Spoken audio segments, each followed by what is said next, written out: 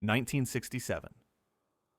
Somewhere north of Saigon, at the edge of a hamlet that pretended not to know its own name, the jungle sounded like work. Cicadas stitched the air into a single, steady noise that masked the smaller truths. The click of a safety lever, the patient rasp of a man's breath through his teeth. Leaves settling after someone's fingers had asked them to move. A circle of men knelt around a hole no wider than a fox's den. The hole looked unimpressed with the attention. It wore a crust of baked clay like a coin and exhaled nothing that could be called air. Only a taste. Old smoke, metal dust, a memory of fish sauce. One of the men, the smallest in the squad, though nobody thought of him that way anymore, slid his palm over the lip and felt for wire. He didn't find wire. He found a story that might have wire later. He tested his light with a click that he heard more in his bones than in his ears. The beam didn't stab. It breathed, cupped behind his fingers, red-lensed, a whisper of illumination that did not offend the dark.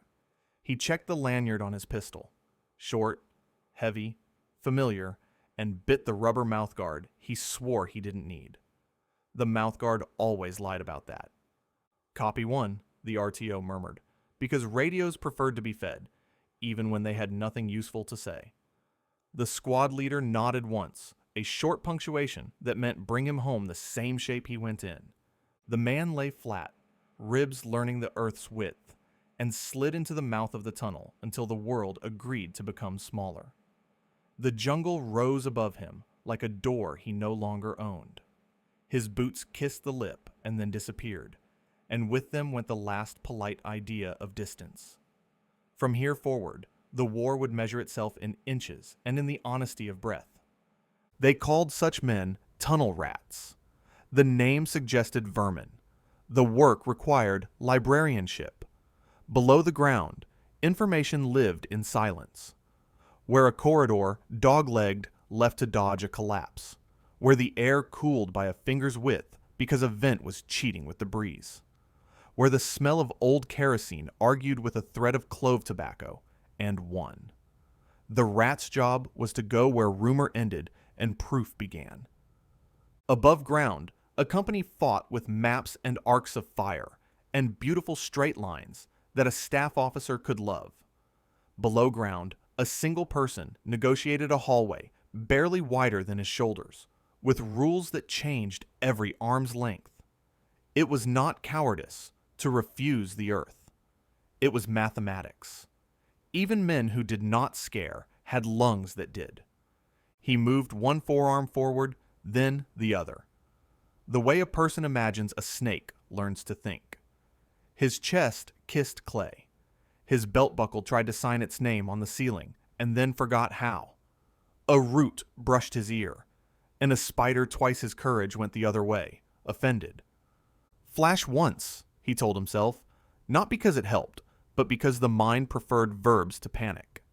The beam licked along the floor, revealing dust patterned with mouse prints and someone's heel from 4 nights ago, and a curl of wire that pretended to be a vine until it remembered the difference between pretending and being. He breathed through his nose and tasted the tunnel's history. Smoke from a cooking fire that hadn't believed it would ever meet a foreigner. Lamp oil that had done more accounting than any quartermaster. Damp clay that stored footsteps the way a ledger stores debts. The first bend arrived like mercy. Tunnels began with gifts, a gentle curve, a sense that continuation was possible. Then the earth narrowed by the width of impatience, and he had to invent 4 new ways for his ribs to behave. He did, because fear is as adaptable as muscle. Vietnam was a war of movement, rotors, convoys, fire bases that budded like steel mushrooms after a rain, but the hidden spine of the war hardly moved at all. Beneath villages and hedgerows ran a second country, hand-cut corridors, rooms the size of kitchen tables, ladders that had learned humility, air vents that disguised themselves as termite chimneys, as kitchen ash pits, as the simplest trick of wind through brush. The network began against the French. matured against Saigon, and reached its adult strength when Americans arrived with maps that noticed everything except what refused to be drawn. Smoke didn't always work. The earth could swallow fire like a parlor trick, waft it down an angled shaft, and return it politely into the faces of men who had ordered it forward. Floods rarely kept their promises. Water knew more secret exits than any lieutenant. Explosives solved a problem only to discover it had siblings. Collapse one throat, and two others learned to breathe. So the war simplified its question. Who will go in? Who will enter a hallway that hates hats? Who will argue gently with a tripwire? Who will learn to recognize the personality of a corner before he meets it? The answer was never just the smallest man. It was the person whose nerves could be trained to become tools.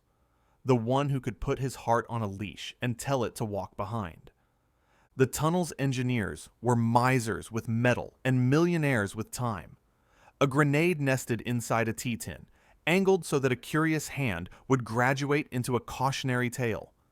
A bamboo tooth set at foot height for the knee that insisted on being first. A wire that didn't pull the trap. It told the tunnel someone is borrowing our hallway. In a place where sound could run for 50 meters and still be local, a bell made from scrap brass granted the most valuable resource of all: notice. The rat learned to see with his fingers. He learned to feel the geometry of malice, the way a safecracker feels the sigh of tumblers. He would pinch a wire between forefinger and thumb and follow it until it admitted what it meant, then pin it against the clay with a stick like the gentlest arrest ever made. Cartography underground was not a hobby. It was breath management. He tied a cotton line low, not high, because panic climbs and strings shouldn't follow. He chalked arrows that would be gone after rain, and he remembered the way his elbow brushed the floor at a rise that had no right to be there. He counted his own heartbeats as if they were feet on a parade ground, and translated them into distance because the tunnel had no patience for yards. He turned left where the air cooled. He turned right where the ceiling had scabbed from an old collapse. He entered a chamber and knew what it had been before it pretended not to be. The soot ring that meant a fire. The cot that remembered a patient. The crates stacked with the stubborn politeness of ammo tins. A cooking pot with a film of grease that taught him more about supply lines than any briefing. Fish when the river had been kind. Rice when the men had been. He touched nothing. He moved the way a librarian handles a rare book. Reverence first, curiosity second, theft never. He memorized the room until he could redraw it on his eyelids, then left it exactly worse. One scuff too smooth, one print too wiped, so that the owners would doubt themselves, rather than know him. Above ground, the squad waited without theatrics. They didn't hover over the hole. That kind of love had a way of collapsing dirt. They spread out and did normal things with abnormal intensity.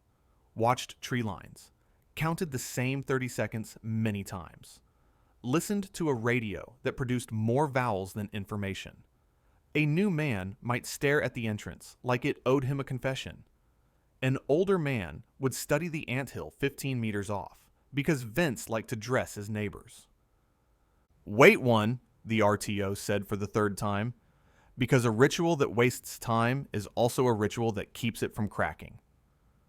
The squad leader uncapped his canteen and poured a line of water along his wrist, letting it run into his palm. He didn't drink. He kept the water for the man underground because water tastes different when it's a gift. He knew from practice that when the rat returned, his first sip would either be too fast or exactly right. The sip told the truth before the eyes caught up. Below, the corridor hiccuped into a cough that wasn't his. He recognized the sound not as a noise, but as a decision. A spoon against metal. A shoe that forgot to be a sock. He closed his light and became shape without opinion. Darkness rushed in to negotiate. He raised the pistol until it became part of his hands more than a tool. He let his breath write with punctuation instead of sentences. When the tunnel offered the smallest possible wrong answer, a scrape, he answered with the smallest possible right one. The shot was an argument he could win only once. It filled the world with heat and dust and the smell of yesterday's metal. He did not follow the bullet. He waited for everything to forget that it had happened. Then he moved into the space he had just created. Later, when asked, he would say, "I never felt brave underground. I felt accurate." The men who nodded didn't need more. He reversed his body out of the earth with the care of a man untying a knot he had tied around himself. Every foot backward was a rehearsal for living. At the lip he passed up his pistol, then his light, then the word home, still whole. The jungle received him without ceremony. Cicadas continued their thesis on forever. The squad did not cheer. Relief is a quiet thing when it is honest. He drank the water the way a secret is told, slowly at first, then like he had always known how. Someone handed him a canteen cup that didn't remember its coffee. Someone else looked at his hands to see if they were shaking. Hands lie sometimes, but the way his shoulders settled didn't. He said what tunnel rats say when they return. Less than they could, more than they want. Left turn after 2 body lengths. Chamber. Stove. Crates. Wire nearer the floor than the eye wants. Vent toward the anthill. Smelled fish and oil. Chalk arrow won't last. The RTO turned facts into lines on a plastic overlay, and suddenly the squad understood where a rumor lived. 100,000 meters of tunnel would exist and be denied, discovered and deny back, widened for tourists years later, and still managed to keep a secret. But here, on this morning, the war had just gotten smaller in a useful way. A hallway had revealed its habit. A room had confessed its purpose. A vent had betrayed the wind. The rat had added a paragraph to a book that refused to be written, and the men above ground had learned how to read it. The lesson of the underworld wasn't that darkness surrenders to courage. Darkness has no pride to surrender. The lesson was that darkness can be measured by patience, by breath, by the accuracy of a hand that refuses to rush. The tunnel doesn't forgive mistakes. It doesn't punish them either. It simply records them and moves on. Men learn to move with it, or they stop being part of the record. And so the war's map gained a new, small truth, precise enough to be worth carrying, precise enough to aim artillery with more ethics than luck, precise enough to tell the next man where the air would try to be stingy, and where the clay would pretend to be floor, but wanted to be trap. Precise enough to save someone's ribs from learning the hard way. Before the Americans came with helicopters and map sheets that could fold a jungle into squares, the earth had already been persuaded to keep secrets. The first persuaders were peasants with calloused hands and long memories, fighting the French with time instead of money. They learned that a spade could argue with an empire if you gave the spade enough knights. What began as foxholes became alcoves. Alcoves learned to reach for each other. A hole that hid a person grew a hallway that could hide a purpose. French patrols discovered mouths and misunderstood stomachs. They filled holes with brush and fire, only to find a corridor reopening somewhere a cow had stepped wrong. Villages learned to tuck their resistance into the clay at dusk and smile at dawn like nothing had happened.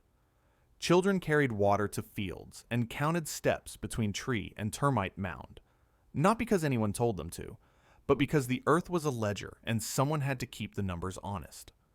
By the late 1950s, in places like Ben Cat and Cu Chi, the ground was bilingual. It spoke rice to the surface and strategy below. What looked like the routine geometry of paddies, the dikes, the paths, the raised mounds, also doubled as camouflage grammar for entrances, vents, and decoy scars. A fisherman mended a net on a bank that had a door in it. A grandmother boiled rice above a kitchen pit that never admitted it owned a second chimney. Termite mounds taught lessons no school could grade. The insects were engineers before the word required paper, ventilation, temperature, humidity, an architecture of breath. The first tunnel builders watched and copied. Narrow shafts, angled bends where smoke cooled and forgot what ambition felt like. Junctions that admitted wind, but not eyes. A mound could swallow 100 soldiers' curiosity with the same politeness it offered the rain. When the war widened and the Americans landed, the Earth did not change its mind. It simply scaled the habits it had learned under French attention. Cucci's soil, a red laterite clay, hardened in the dry season like a promise, and softened in the monsoon like a negotiation. Builders learned the calendar like soldiers learned fire discipline. In dry months, you cut and shaped. In wet months, you maintained. Drainage channels, sump pits, clay shims under weak ceilings, the endless small apologies that kept a system from collapsing into itself. The expansion wasn't an act. It was a rhythm. A day above, fieldwork, markets, patrols observed with eyes that looked like they were thinking about groceries. A night below, measures counted by candle, by touch, by the smell of another person's breath growing stale. 10 meters of corridor here, a knee-high dogleg there, designed to slow a grenade's ambition. A room the size of a shared secret, meant for a meeting that would end before the roosters accepted the idea of mourning. Rooms had jobs. An infirmary, no white walls, but competence. A cot improvised from bamboo and hope. A box with sulfur drugs and the rumor of penicillin. A lamp with a shade fashioned from a ration tin. A weapons cache. Ammo tins oiled to pretend they were immortal. A rack of rifles that could be assembled in the dark, because sometimes the dark insisted. A political room. Posters rolled tight. Stencils. Ink that smelled like resolve. A radio in a crate that ate batteries like a fat man eats oranges and transmitted wisdom that could be tracked by men in the sky, so it spoke quickly and then forgot its own name. Entrances were acts of choreography. The trapdoor was a clay plug with roots woven through to counterfeit innocence. It sat, flush with the earth, and didn't care if a boot stood on it. Weight alone was not the key. The finger memory of the man who made it was. A stove pit doubled as smoke school. A fire burned in one chamber. Its exhale crept through a labyrinth that cooled it, thinned it, and expelled it far away through a vent disguised as a careless hole in a hedgerow where a woman washed laundry. The smoke became everybody's. That was the trick. Make the suspicious thing into something that can't be accused, because it's common. Traps learned mathematics. A straight corridor invited a straight solution, so corridors learned to dogleg, a right-angle turn that did not ask permission from anyone's knees. Grenades learned to be impatient. Doglegs taught them humility. A man tossing a frag down a mouth found his weapon's pride correcting itself against a corner. The blast punished clay and ego, and little else. A corridor that widened for comfort did so with intent, because comfort speeds people up, and speed is a partner traps enjoy. Ventilation was a physics class disguised as poverty. Air warms, rises, finds the highest ambition available, and leaves. Air cools where the earth asks it to, and lingers with resentful grace. Builders cut shafts that doubled as thermals, tall enough to encourage draw, narrow enough to refuse complaint. In monsoon season, when outside air felt like soup, they dug low sumps along the floors to collect what nature could not be bothered to carry. A tunnel lived or died by drainage. Men who did not fear bullets feared a floor that forgot it was obligated to be a floor. Americans brought the counter-grammar of industry. Smoke grenades pushed into mouths and vents, watched, measured, and cursed when smoke had the impudence to emerge from a place where a child played with a dog. Gas tried to make fear into a liquid you could pour. Masks made courage into suffocation at 100 degrees.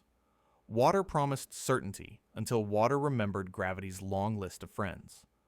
A flood that started in one room might end the evening in a farmer's well, where a woman would lift a bucket and wonder why her soup pretended to be a river. We smoked it and the smoke came back to shake our hands. We flooded it, and the paddies asked us to stop being rude. Bulldozers wrote letters across fields that said, "We are serious," and tunnels replied with the patience of paper that knows how to outlast ink. A dozer could uncover a mouth. It could not exhume a mind. Defoliants stripped leaves and left shadows. Shadows still hid doors. Sensor technology improved and learned to hear footsteps. The earth learned to speak rain louder. The war became a conversation between inevitabilities, capital and time, supply chain and stubbornness, altitude and intimacy. What made the tunnels expand wasn't only strategy, it was agriculture. A family who lived on a paddy plot also lived above a courier route. A hamlet that harvested twice a year also harvested silence, space for a meeting, timing for a movement, cover for men who needed to fade into the mere statistics of village life. The network was not separate from people. It was the people, with their chores and gossip, married to a patient rebellion. In Kuchi, the system matured into a hive that could survive bombardment as ritual. B-52s wrote their blunt arguments across the district. The tunnels replied with redundancy. 3 entrances where one would do, 5 vents when 2 felt sufficient, a sacrificial chamber designed to be discovered and teach a false lesson. Americans would find a room with pamphlets and rice, take photographs, and leave believing they had mapped a heart. The real heart lived in sub-basements, in shafts that ran under roads, in second-level corridors that only opened when someone sang the right joke about weather. The logic of expansion loved options. Every junction multiplied choice, and choice is the enemy of an intruder who must be accurate. If a man without a map can turn left, right, or forward, and each path hides a promise and a dare, his brain spends calories that his breath needs. Builders did not have to kill intruders. They had to tire them, disorient them, hurry them. Haste is a trap that requires no wire. Above ground, the political economy of the tunnels outperformed their budgets. A bag of rice was a payroll, an oiled spring was an investment, a spool of wire was an insurance policy that lasted until it learned to rust. Volunteers moved by night, by bicycle, by memory. A dozen men with shovels could push a corridor 5 meters in one evening if the soil and the moon consented. A platoon of patients, properly fed, could build a regiment's worth of headache for the richest army in the world. We learned to walk in the dark above their dark. Village elder, years later, offering tea to a tourist who could not believe tea could taste like history. The medical rooms were narrow schools. A medic who knew 3 antibiotics and 5 ways to improvise a splint could do more for a company than a platoon of speeches. Air had to be managed. Too much heat and a fever becomes policy. Too little ventilation and recovery is a rumor. Lamps were shaded twice, once to guard flame, once to guard light discipline. Every cough had a schedule. Men learned to restrain pain to the hours when aircraft circled elsewhere. Communications were the nervous system. Runners more than radios. Passwords more than call signs. Copper wire strung discreetly through hedges created field telephones that sounded like grandparents gossiping and moved orders faster than an American patrol could recognize that anything existed beyond what maps admitted. Antennas lived in trees that had already earned the right to be looked past. A listening post could eavesdrop on a fire base by knowing which puddle to stand beside, because that puddle was under a flight path that repeated itself like a superstition. And always, redundancy. A room had 2 exits when one was confident. A cache wore a disguise, and then a second disguise beneath the first. A vent did not align with a door. It came out under a pig pen, under a trash pile, under the agreeably ordinary shame of a latrine. You cannot accuse a smell that the world has agreed to ignore. As the Americans learned, the counters matured in reply. Dogs were sent. Some dogs refused to become heroes in places that had no sky. Others went in and did not come out because the tunnel knew how to talk to a nose. Pepper, chili, animal fat rubbed along false paths. Human waste deployed with weaponized honesty. The dogs taught their handlers caution. The tunnels thanked them for the lesson. Demolitions trained to become exorcisms. Charges set at a structural rib. Blast aimed not to roar, but to settle. A good collapse was a quiet social event between gravity and design. And still, after a collapse, the network shrugged and walked around itself. 2 nights, 3 shovels, the soft applause of dirt falling into bags that became new dike walls by dawn. It was not reconstruction so much as reminder. You can break a branch. The tree remains an idea. We were taught to fight an army. We met an ecosystem. American engineer officer. Debrief line that didn't fit into any doctrine, but fit into truth. By the mid-war years, Cucci and its neighbors offered the Americans a paradox. Any staff college would enjoy debating, and no platoon would enjoy meeting. Supremacy without certainty. You could own the sky and not own a single yard of earth that mattered after midnight. You could count tonnage destroyed and not reduce the number of rooms where a meeting could happen at 11 and be gone by noon. You could schedule a sweep and discover that the enemy's calendar respected yours only as a courtesy. The tunnels did not win in the way parades prefer. They endured in the way history respects. By wasting the enemy's time at a rate the enemy could not afford, by converting pressure into misdirection, by forcing choice onto men who would rather deal in orders. Above ground, radio nets sang in disciplined jargon. Below, whispers ran an economy sustained by vegetables, patience, and 1,000 small lies that didn't feel like lies because everyone involved agreed that survival is a language with its own grammar. This is where the tunnel rat met his fate before he ever met a trap. A system designed over years to confuse in seconds. The builder's genius wasn't only in spikes and wires. It was in psychology. Heat, air, smell, angle, silence, crafted to make a foreign mind hurry. And down here, hurry was lethal. If the rat could be made to believe he was late, the tunnel had already won. What the earth built in patience, the rat would confront in inches. The next chapters are not about conquering a labyrinth. They are about refusing its schedule, learning the soil's physics with fingers, learning the vent's path with lungs, and moving at the speed that keeps a heart useful. There was no standard issue for arguing with the earth. Manuals pretended, tunnels corrected. The kit a tunnel rat carried was not the equipment the army gave him, so much as the collection of things experience refused to let him leave behind. The heart of it was small. Light, steel, string, and nerve. Everything else was an apology to physics. Light had to be quiet. The jungle above forgave bright beams. The clay below treated brightness as gossip. Many rats doctored their flashlights, red cellophane under the lens, a smear of nail polish, a sleeve of black tape cut to a cat's eye to keep the beam from spraying the walls. The good lights clicked with a texture you could feel in your teeth. The bad ones had opinions about when to die.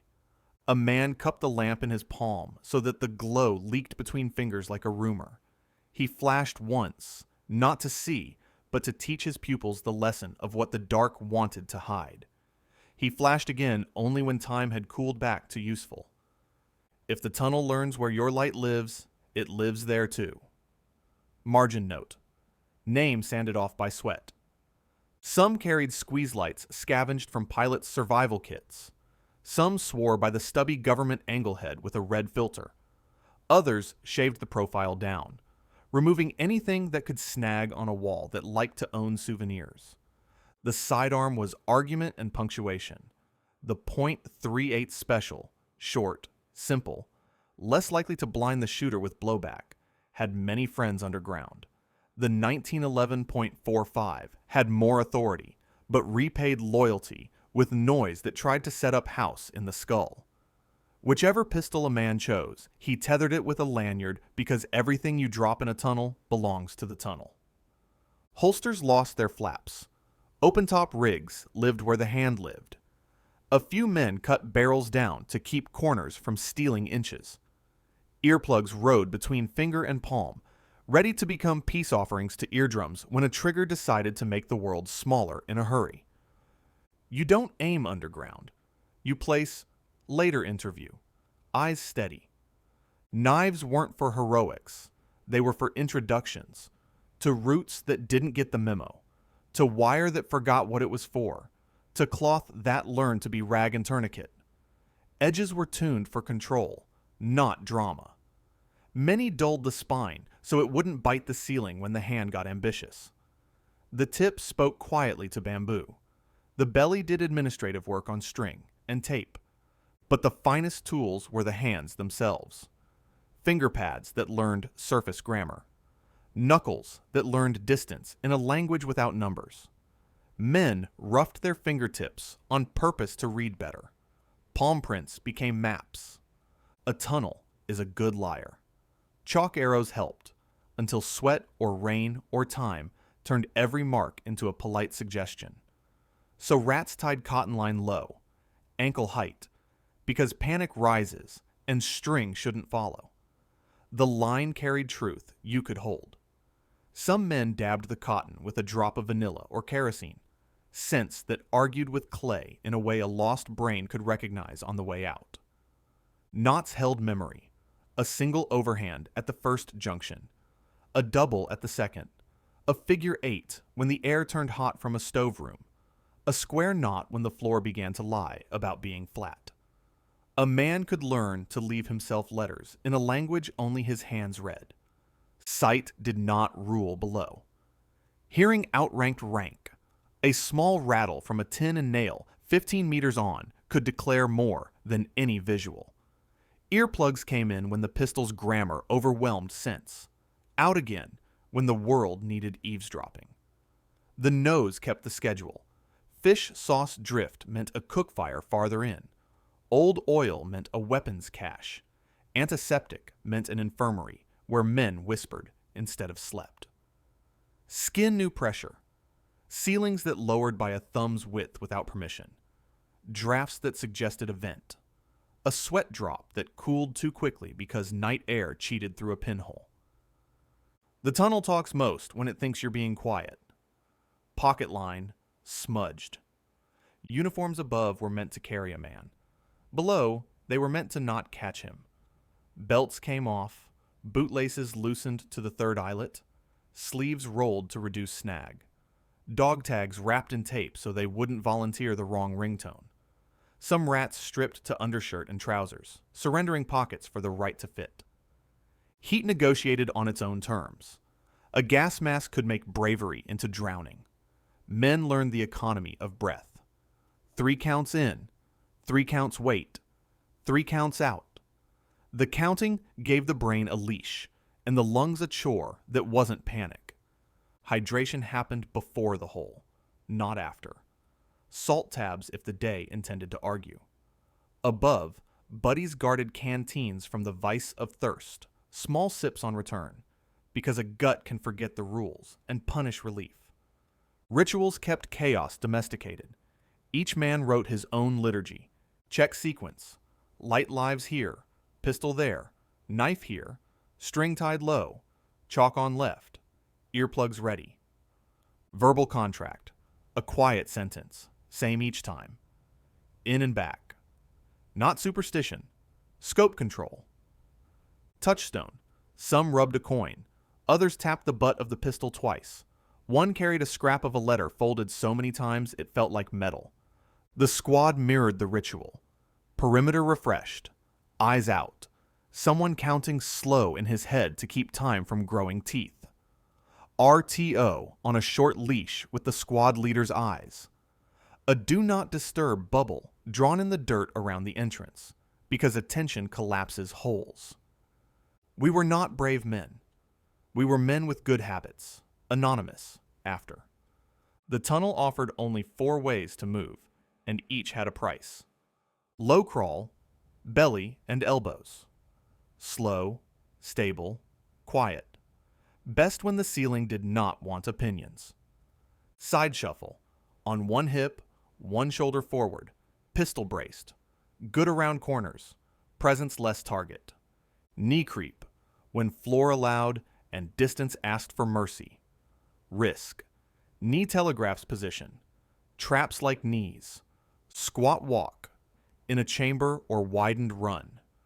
Rare gift, treat as a lie until proven. Transitions needed to be deliberate. A man who changed gaits because impatience invented space for a trap he hadn't earned. Corners were people. Treat them that way. Approach offset. Lead with light indirect. Let the periphery introduce the truth. Never kiss the corner. Corners have teeth. Throwing a quick look is theater. Listening is tactics. Underground, distance is a suggestion, and sights are a luxury. The muzzle indexed off geometry, wall angle, floor seam, the way the wrist remembered last time's arc. Shots were single affairs. Double taps became double mistakes. After firing, light stayed asleep until dust had told its story. Vision in a tunnel is a negotiation, and flash blindness is a contract written in regret. Ricochet was a character in the room. Everyone treated him with respect. Angling the muzzle to eat Ricochet into clay instead of serve it back to cinder was part of the art. Pre-check. Before any motion, ask the space 3 questions. What's wrong with the air? Too still, too moving, smells like a decision. What's impatient here? Widening, narrowing abruptly, a seam that wants attention. What's too neat? Fresh cut, overly smoothed wall, a kindness that feels rehearsed. Microcheck. Single finger reads an inch of floor ahead, not a foot. The other hand guards the wrist from the ceiling, because ceilings bite. If wire, then trace arrow pin, arrow pass. If can, then hold its tongue. Stabilize. Never tug what translates to elsewhere. Nothing in a tunnel is free. If it looks like a gift, it's a bill. Obvious marks educate the wrong students. Good marks are private. A scuff shaped like nothing unless you built it. A pebble rotated a quarter turn. A checkbox at ankle height where eyes don't live. The aim is not to leave a breadcrumb trail for anyone. It is to leave yourself a sentence you will understand under duress. Time underground stretches its limbs. A minute argues it is 10. 10 pretend to be 3. Rats fix time by breath counts or by the condensation game. Exhale onto the back of the hand every fixed interval. When moisture cools slower, you've reached a draft. Likely a vent. Likely a path to the outside or to a room that matters. If the brain began inventing noises, the rule was stop. Invented noises mean oxygen is not keeping up with imagination. The rat's kit only worked because the squad owned its own rituals. The perimeter circulated on a clock no one announced. The RTO whispered coordinates to keep his tongue honest. The medic laid out quiet triage. Water, a sugar tablet, a cloth, a steady look. The squad leader pre-wrote 3 short orders on the white of his mind. Pull back. Hold perimeter. Prep demo. If the rat surfaced with a sentence that could become artillery or air, the words would travel without tripping. Improvisation was the custom tailor of survival. A few men carried a cut-down shotgun as a room-clearing exception, never for corridors. It was a chamber's punctuation mark and an eardrum's enemy. Some built periscope mirrors from signaling glass and scrap wire to look around corners without donating a face. Others swore by a bandana. Dust filter, sweat wipe, silence pad under a can latch, or a sling for a wrist that learned something the hard way. The smartest innovation was almost boring, keeping weight down. Every ounce was a vote against breath. The earth counted votes obsessively. Leaving was a skill. A poor exit taught the enemy what you learned. A good exit erased presence down to a rumor about a rat that lived here before and minded its manners. The order: retrieve string quietly. Don't drag it like a confession. Wipe what you changed. Not to sterile, to normal. Normal is slightly messy. Listen 3 times at the last corner. The tunnel sometimes remembers late. Seat the plug with heel and palm. Reintroduce leaf litter with the imprecision of nature. Surface like you mean to stay. Slow, small, owned breath. Above, the squad's ritual resumed. 2 sips, not 3. A half smile from the medic. The RTO turns truth into grid. The rat reports in nouns and numbers, not adjectives. Adjectives are for later, when the hands stop talking. Accuracy before bravery. Habit before luck. A squad's chalkboard in a tent somewhere the rain couldn't quite reach. Below ground, survival wasn't strength. It was procedure. The kit was only as good as the ritual, and the ritual was only as good as the discipline that performed it the same way on a bad day as on a good one. Tools failed, habits didn't, unless you forgot to bring them. The jungle pretended not to notice. Cicadas stitched a curtain of sound over everything a man might need to hear. He flattened himself to the earth until his ribs understood the width of the world, then slid forward and let the mouth of the tunnel close around his shoulders like a patient fist. Above, the squad became silhouettes and habits. Below, the rules changed. He clicked the light once, cupped, read, a whisper. The beam didn't reveal so much as instruct his eyes on how to behave. Dust blinked. Clay shone wet where someone's elbow had polished it last night. He let the dark return and waited for his pupils to catch up. Underground, time breathed slower than men did. He matched it because he had learned what happened to people who tried to lead. Air introduced itself in tastes. Old smoke from a cook pit that had argued with clever vents and lost most of its pride.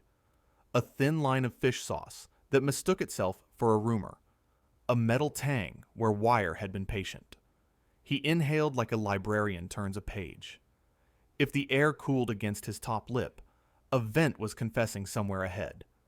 If it warmed, bodies or a lamp had written their names on it recently. He memorized both truths and moved an elbow length. Sound arrived in flakes, a distant drip counting a calendar, an insect scolding his intrusion with the authority of a landlord, the soft hush of his shirt against the wall, which he adjusted because tunnels kept ledgers on men who made noise. He stilled until the drip became a metronome again, and only then stole another inch. Hurrying was a trap with no wire. The floor was a text, and his palm could read. Clay that held an old boot edge, a ripple where a body had scooted, a faint, disloyal smoothness where hands had wiped away a mistake in a hurry.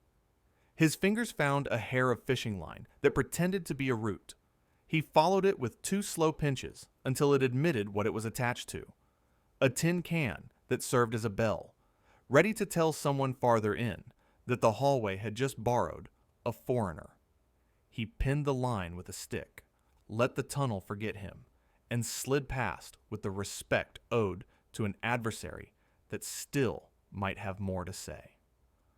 The first corner arrived like kindness. Tunnels opened with gentleness to convince a new man he belonged. He did not believe it. He let the light breathe once, not at the corner, but on the ceiling, just before it, catching the wall's edge in the soft, honest vision that lives in the periphery. Straight on sight lied down here. The edges told the truth. He offset his body so the wall would introduce itself to his shoulder, not his face. Corners had teeth, and he had no interest in donating skin to dentistry. He learned the ceiling with his knuckles. Clay that had scabbed from a past collapse. A root that waited to announce him if he forgot how tall he wasn't. He adjusted the angle of his pistol so the muzzle would eat ricochet into earth instead of serve it back to him as an opinion. Underground, you did not aim, you placed. the geometry of the corridor became the front sight. A draft feathered the sweat on his wrist. Not wind, breath. He paused and counted, the way men do when math makes courage cheaper. 3 in, 3 hold, 3 out. Oxygen is politics at ribcage distances. Panic is a coup. He let the counting leash his heart and waited for his thoughts to become a room he could stand in again. The light showed him a seam that pretended to be the floor's idea, not a man's. He didn't trust it. A fingertip learned its texture. Crumbly, recently smoothed. He stopped. Patience is the only weapon that reloads itself. He rubbed the seam with the back of his knuckle and found the edge of a clay plug. A trap didn't need to be elaborate to be sufficient. It only needed a hurry. He refused to provide one. He tied his cotton line low and short. Panic climbs. String should not help it. One overhand knot at the first bend, a double at the second, a figure 8 if the air warmed, to tell his future self that a room was near. He chalked a mark where eyes don't live, ankle high, a smear that looked like nothing unless you were him in a hurry 2 minutes from now. Marking was not communication, it was insurance. He allowed himself a memory to keep the tunnel from writing its own. The smell of diesel on a hot motor pool, morning stateside. The way the sun buckled the horizon above a road that went somewhere honest. He put the memory back where he kept it. Underground, nostalgia was a trap with better manners. The corridor dog-legged, a right angle designed to humble grenades and men who believed in straight lines. He rolled his shoulder, slid on his hip, and introduced just the muzzle to the new geography. The tunnel objected with a small cough that wasn't his. Not loud, not close. A spoon brushed metal far ahead. Someone's hand learning its own patience. He didn't reward it. He let silence finish its sentence, then wrote his reply in placement, not volume. He thumbed a plug into one ear, half in, because the argument he was about to make would be persuasive to problems he didn't have yet. The pistol did its work in a single word. The tunnel filled with dust and regret. He didn't flash the light. Flash blindness is a contract with consequences. He listened to the dust settle until the world remembered it had rules. Then he moved forward, only as far as his breath could defend. He passed a shallow sump that had caught the monsoon's temper. Someone had cut it with empathy for feet. He admired the efficiency and kept going. A stove's ghost lived on the air now, kerosene's tired sweetness. A chamber ahead, small. He prepared his hands to act like eyes again. The room fit inside a kitchen table's footprint. A soot ring had drawn a ceiling map where smoke had tried to graduate. Boxes, ammo tins stacked with the politeness of men who wanted to find them later in the dark. A cot that remembered a body. A pot with enough grease on its lip to tell him what had been cooked and when. He touched nothing. Underground, theft includes fingerprints. He photographed the place the way memory photographs. Steps from door to bed, the angle of the stove to the exit, the smell that would be wrong if he came back and someone had moved a thing 2 inches. He found a scrap of paper tucked under a crate. French on one side, Pencil River, and 2 marks on the other. He didn't pocket it. A missing map teaches an enemy that a map exists. A replaced map teaches them to doubt. Doubt is the kind of fear that reproduces without loud noises. He laid it back the way a magician lays back the wrong card and makes the audience argue with itself. The corridor tightened by a knuckle's width. He turned his head just enough that the bill of his cap, already cut down, wouldn't speak for him. Something brushed his ear. He stopped apologizing to things he couldn't see weeks ago. The tunnel didn't care to be charmed. He counted again. 3 in, 3 hold, 3 out, and the mind slid back onto its rails. A rat murmured near his elbow, the 4-legged kind that knew the deeds to these rooms long before humans assigned flags to them. It fled the way veterans do when new men arrive, sideways, unimpressed. He let it go.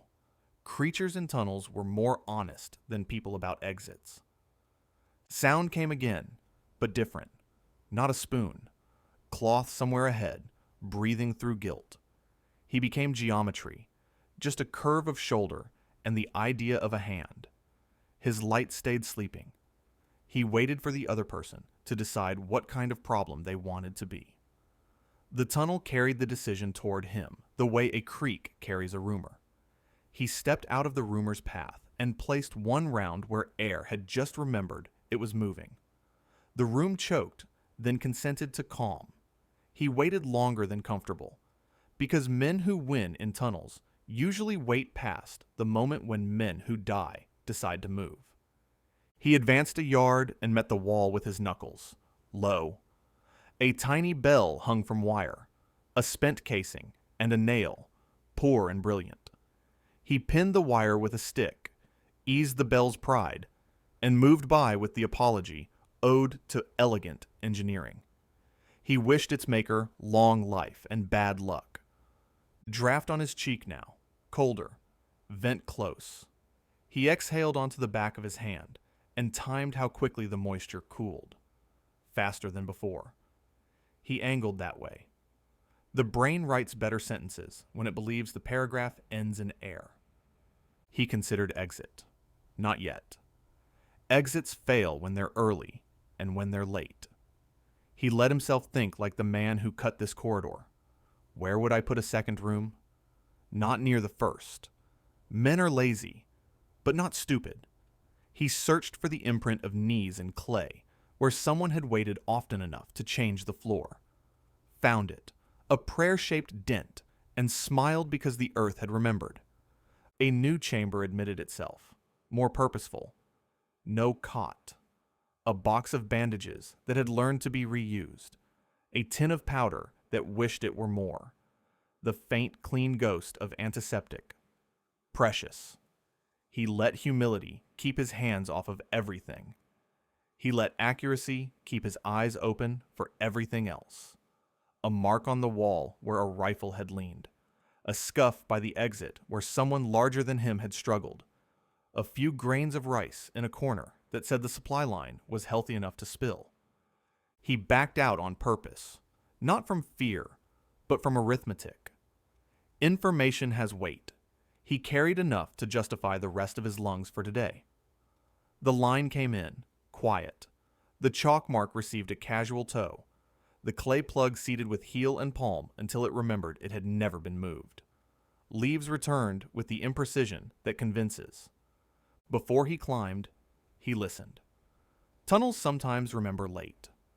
Silence answered, not empty, but complete. He surfaced like a fact, not a headline. The jungle pretended, as always, that nothing had happened. He handed up the pistol, then the light, then the breath he had been saving. Water found his mouth and negotiated itself down in 2 proper sips. The squad measured his face for stories. He told them nouns and numbers. Left, 2 body lengths. Dogleg. Bell on wire. Pinned. First room, stove, tins, cot. Second, medical. Powder. Bandage. Clean. Vent toward the anthill. 30 meters. Air cool. Smelled fish. Kerosene. Antiseptic. He paused and let the radio turn truth into grid. Above ground, language narrowed itself into something artillery could respect. He felt the earth still on his skin, not dirt, but sentence.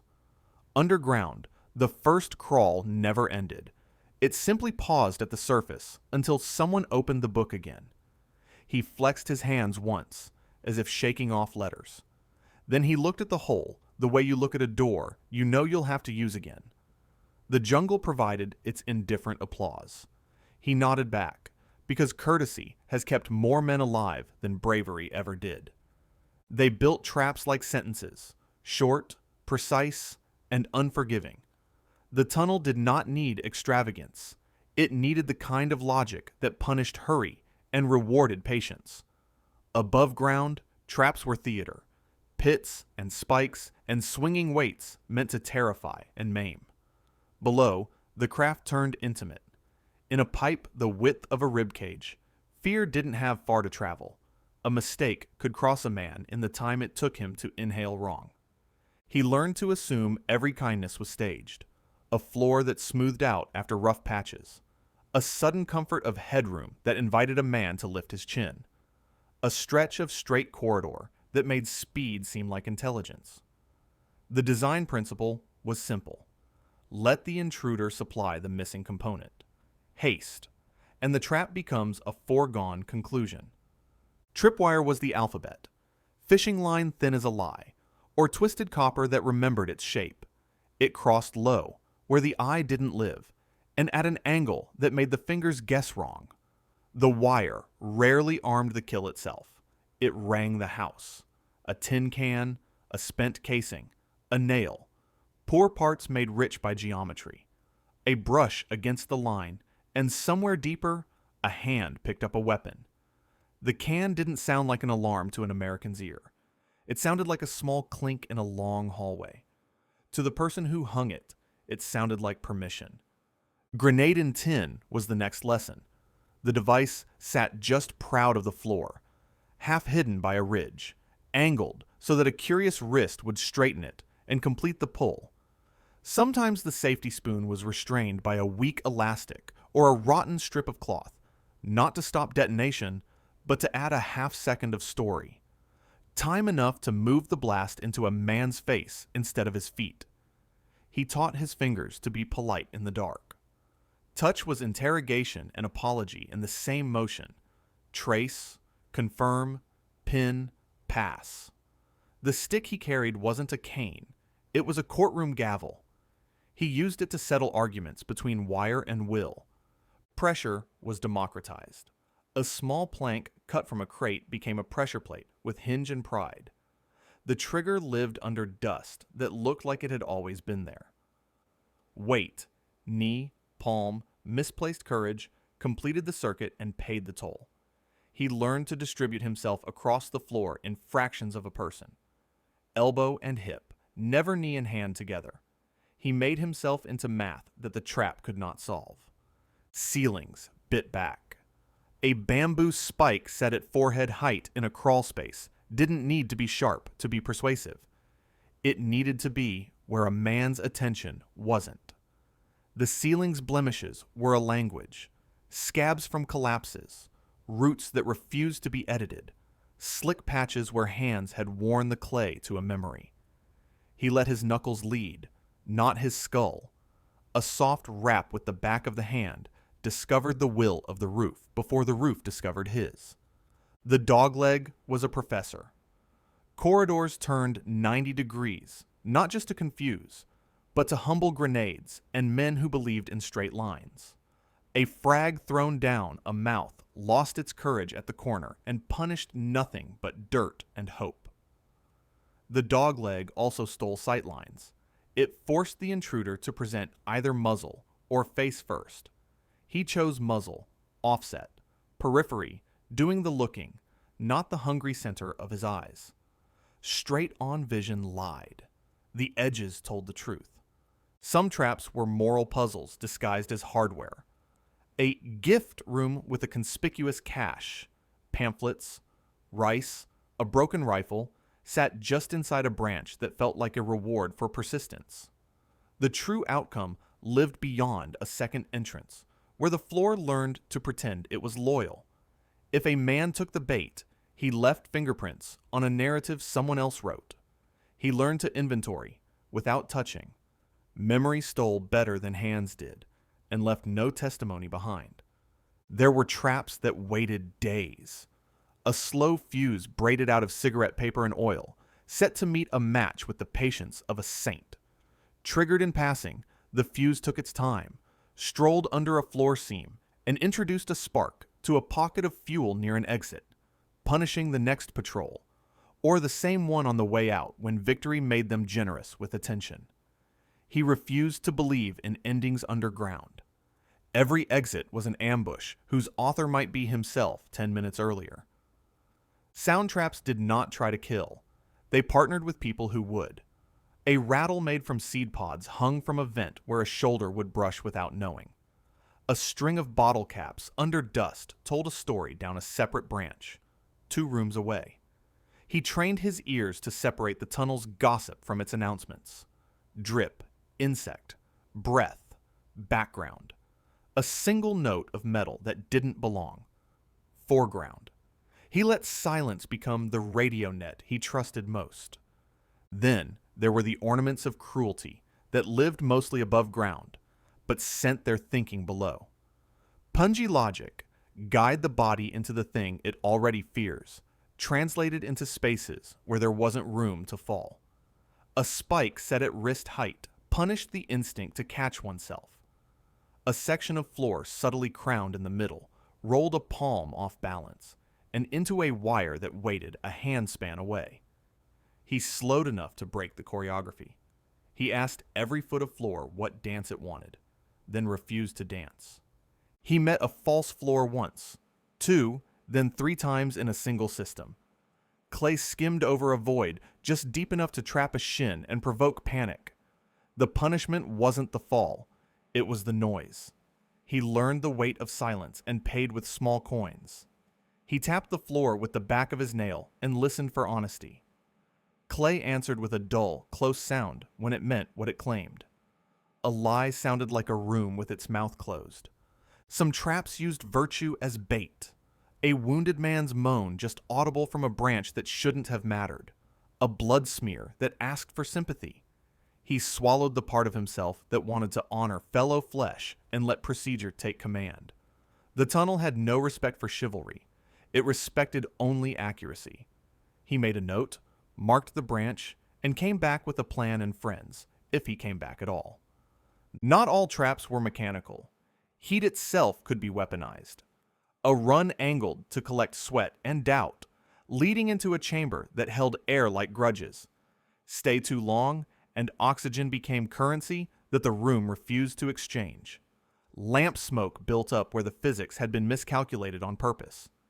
He learned to measure rooms by breaths available, not by curiosity remaining. 3 in, 3 hold, 3 out, arithmetic for staying alive. Defeat lived in inches. He taught his hands to pre-read the next elbow length of existence. Floor seam first, then wire, then ceiling. Each inch had a precedence. Get the order wrong, and the inch corrected you. He learned to pin wires without moving their bells, to lift cans by their tongues, and set them down whispering. He learned to praise good engineering by surviving it. When he did use a grenade, he used it like a letter of resignation. Only in a chamber he could define, only with a retreat already paid for, only with his body shaped to receive the blast without becoming argument for it. He pressed his earplugs in half depth, gave the world a single bright word, then waited for the dust to finish having its opinion. Light stayed sleeping until dust finished its speech. Eyes without light can tell the truth if dust allows it. Rituals prevented traps from inheriting his day. The microcheck became law.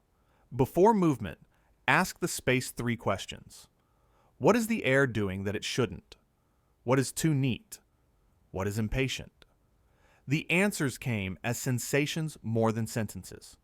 A cool line on the wrist, a vent or a branch to air, an over-smooth patch of floor, hands at work, recent. A widened corridor, a place where a man becomes fast. He denied the gift. He kept his uglier pace and paid nothing extra. He met a trap that used water as disguise, a shallow sump after the monsoon, a reed laid across it as if to help. The reed wasn't for him, it was for the person who knew where to step. The safe step sat in the water and didn't care about Americans. He found the edge of the sump by feel and hugged the wall that had learned honesty. He refused the reed and what it implied. Above ground, the squad learned to assume traps as personality, not appliance. They set outer security where wind and brush would reveal intruders whose alerts had been rung inside. They denied the entrance a crowd. They breathed like the man below needed them to. A premature shout could collapse a plug. A thrown word could make the earth decide to rearrange itself on someone's chest. Patience became a perimeter. Defeating traps wasn't heroism, it was respect paid in attention. He treated every inch like an elder. The elder did not care if he lived or died, but it appreciated manners. He entered places slowly and left them cleaner than he found them, not out of courtesy to an enemy, but out of courtesy to the idea that someone else would have to use the same space, in the same conditions, with the same oxygen. Sometimes he lost. A wire he didn't feel because a drop of sweat at his wrist lied and pretended to be breeze. A ceiling he trusted because it had behaved for 10 minutes and wanted payment all at once. A bell that had no sound, only a string that told a man 2 rooms away to squeeze once and wait for footsteps that never learned to be quiet again. The record of such moments lived in scars and in men who talked less and smoked more and sat facing doors for years afterward. He beat traps most often by refusing to supply them with their missing truth: haste. He carried other people's mornings in his chest, men who'd wake up because he did not hurry now. He put that weight into each decision until it smoothed the tremor out of his fingers and taught his breath to be the metronome the corridor could not override. Underground, accuracy was ethics. He learned to love the elegant ones, the bell that barely winked, the pressure plate disguised as a kindness, the false floor that taught him humility instead of pain. Craft recognizes craft, even in enemies. He admired, and then he survived. Good work, he said under his breath to men he would never meet, and then he pinned their wire and passed beyond them like a roomer committed to self-improvement. When he emerged and reported, he gave nouns and numbers, not adjectives. Trip at knee height, tin bell left branch, grenade in tin angled at elbow, pressure plank after dogleg, safe path, right wall, false floor before medical niche, vent near anthill, 30 meters. The radio turned those truths into grid. Artillery and air could be ethical only when the words were accurate. The squad drew a perimeter on a map that reflected the perimeter he had drawn with his hands an hour earlier, and the traps outside became problems for other days. The tunnel's designers never ran out of imagination, because imagination is cheap and time was plentiful. He never ran out of respect, because respect is also cheap and survival expensive. Between them stretched the corridor, elbow length, breath deep, lined with devices that taught anyone with hurry how to stop living quickly. He moved through, very slowly, until the hallway learned to be a place a person could pass, without becoming a story told in the wrong voice. Junctions did not present themselves as choices. They presented themselves as tests. The tunnel split the way rivers do when they're old enough to doubt their own maps. Left into air that cooled, right into warmth that tasted like people, straight into a promise that corridors make when they want someone to hurry. He did not hurry. He let the space describe itself before he volunteered to be wrong inside it. He learned to inventory each split in a sequence that never changed. First, air. A feather-cool line along the cheek meant a vent nearby or an exit farther on. Warmth meant bodies, lamps, or a recent visit. Stillness meant the tunnel was holding its breath and wanted him to set the tempo. Second, sound. A single drip might mark a sump. A double staggered drip suggested distance and branch shape. A small, repeatable scrape could be a rattle hung off a wire 2 rooms ahead.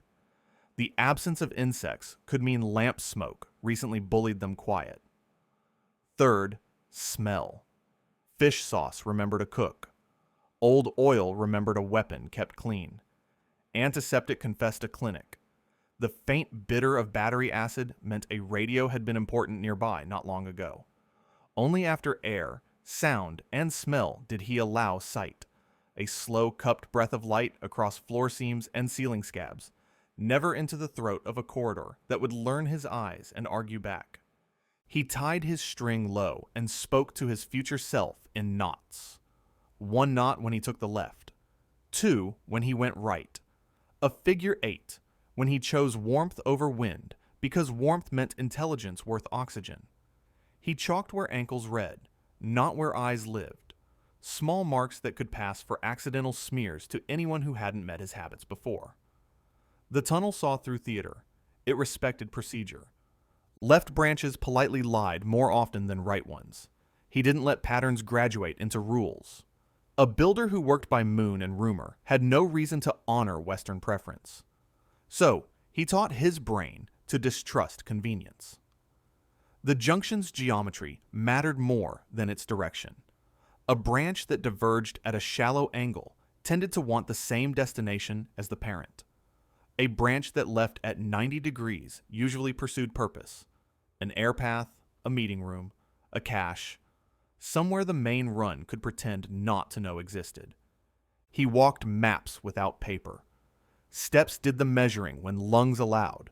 When they didn't, heartbeats went to work as rulers. 50 heartbeats to the last bend, 20 to the sump, 10 to a door that wasn't a door until his palm approved. Corners recorded themselves as shoulder marks. Left shoulder brushed clay at the rise. Right shoulder scraped a root that will remember me if I come back too fast. A tiny scar on a forearm meant an angle that his body would recognize quicker than his thoughts next time. Memory learned to file by touch. Chambers announced themselves before they admitted him. Air slowed because rooms collect it. The ceiling soot grew circular and then faint. Noise redistributed itself the way silence redistributes in a church when someone opens the wrong door. He let the muzzle introduce the geometry, not the face. Then he let the light offer a biography. Stove scar here, cot indentation there, crates arranged by someone with the neatness of fear, a patch of floor smoothed by knees, where worry had taken a seat more than once. He did not touch anything that didn't need to know he existed. Inventory by gaze and angle, not fingers.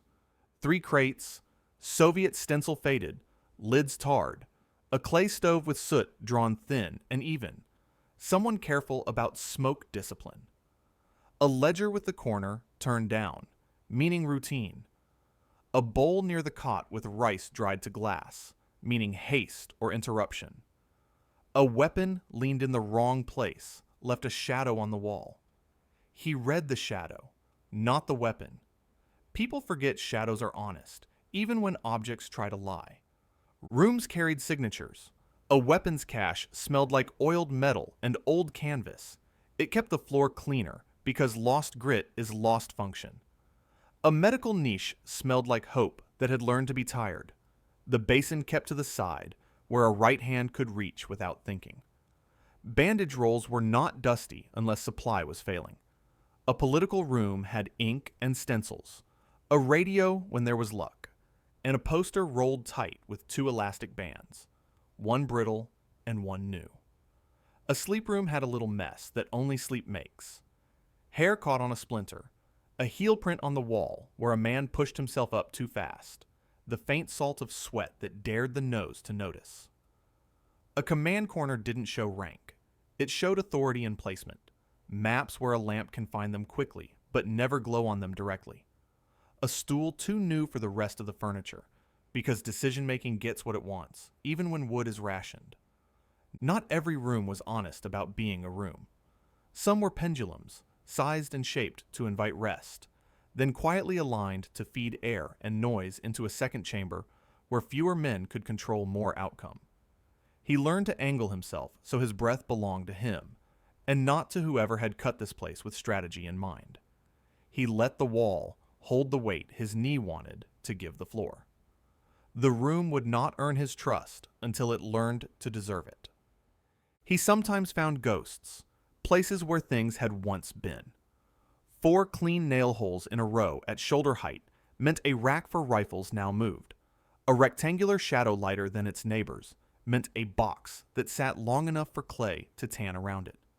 A fresher scuff near a vent meant someone taller than him had fought with the ceiling recently. Ghosts told him about migration, what the network had valued yesterday, and where that value might have gone last night. A static tunnel system is a myth told to save time. The truth moves, eats, sleeps, and sweats. The brain is a poor clerk when it is allowed to be romantic. He starved romance. He whispered nouns and numbers to himself until they had the dignity of facts. Stove left. Crates 3. Cot 1. Vent high. Thumb wide. Exit opposite entrance. 2 knees crawled. Smells. Oil. Rice. Palm sugar. No fish.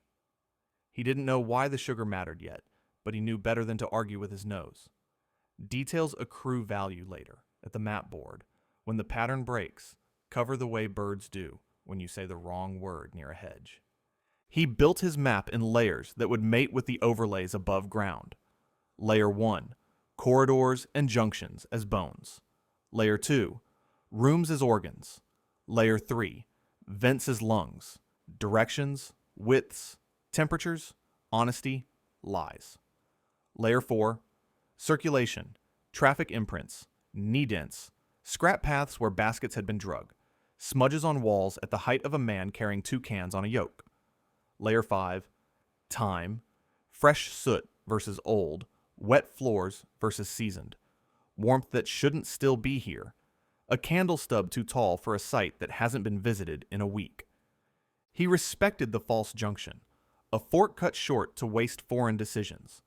Those stubs had a feel, edges too crisp, floor too tidy, air that didn't move because it had nowhere to move to. He would crawl 1 body length into a false path, leave a private mark that would mean don't be fooled twice, and reverse without sighing. Sighs leave more evidence than chalk. He recognized a collector junction when branches fed into it from 3 or more sides with the efficiency of a market street.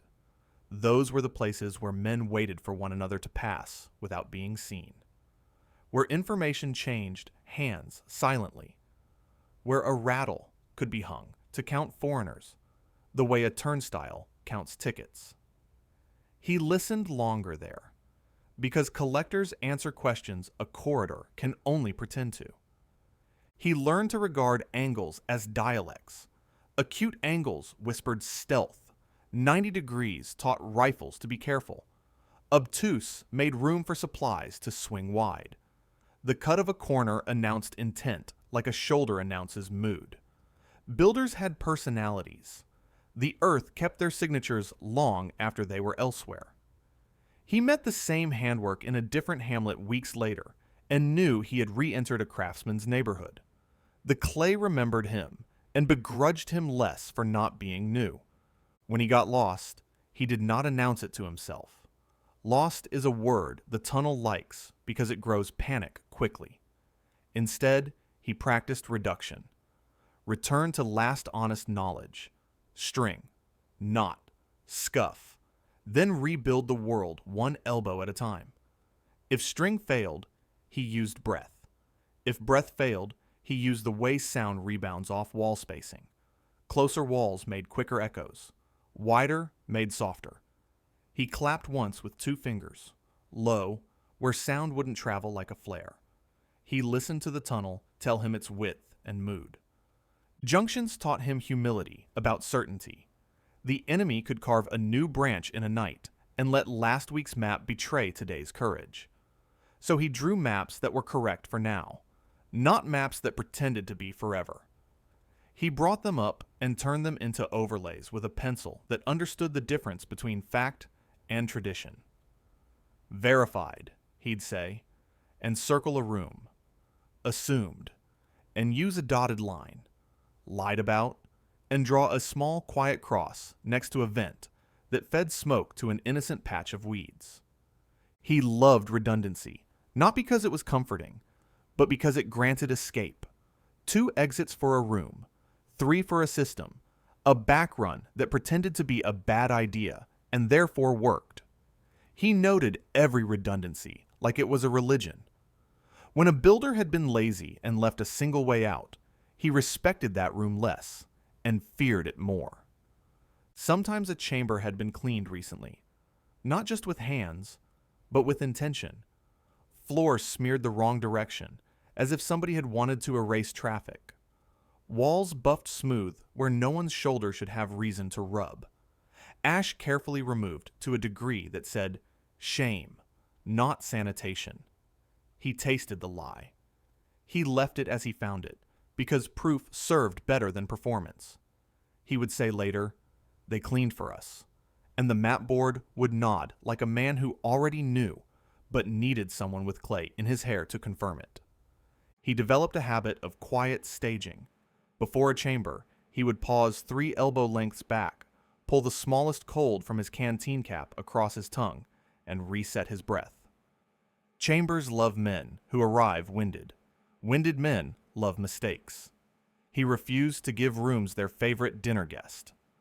When he found a meeting mark, charcoal ticks on a wall where dates sometimes lived, a tally of trucks, a little calendar cut into clay, he read it without touching. He did the math the way farmers do. What season would this have been? What supply sits behind these numbers? What story is loved enough to be carved and held inside a place that can flood? He told himself to be a thief only of meaning. He learned the politeness of leaving. A chamber visited is a chamber that wants to gossip. He wiped only what his body could not help scarring. He reseated a clay plug with the care of a man who did not wish his own name spoken by enemies as the idiot who taught them a new thing. The best map is one the tunnel does not know it gave. Back above, he translated muscles into lines. The junction that hurt his left shoulder became a 90-degree on the overlay. The room that smelled like antiseptic sat 2 grid squares south of the anthill, whose bees were too busy at noon. The vent he felt on his cheek pointed toward a pig pen, with a fence repaired in 2 places, by different hands. He wrote the world in nouns first, verbs later. Verbs are for artillery and air. Nouns are for men. He never forgot that every map is a bet. A bet that the enemy will behave like itself tomorrow. A bet that rain won't insist on a new path. A bet that the courage of a room will be the same size next week. He did not make large bets underground. He made many small ones, placed carefully, and carried them up like coins, enough to buy another day. At the last junction of a day, he often chose wind over warmth. Warmth held value, but demanded breath.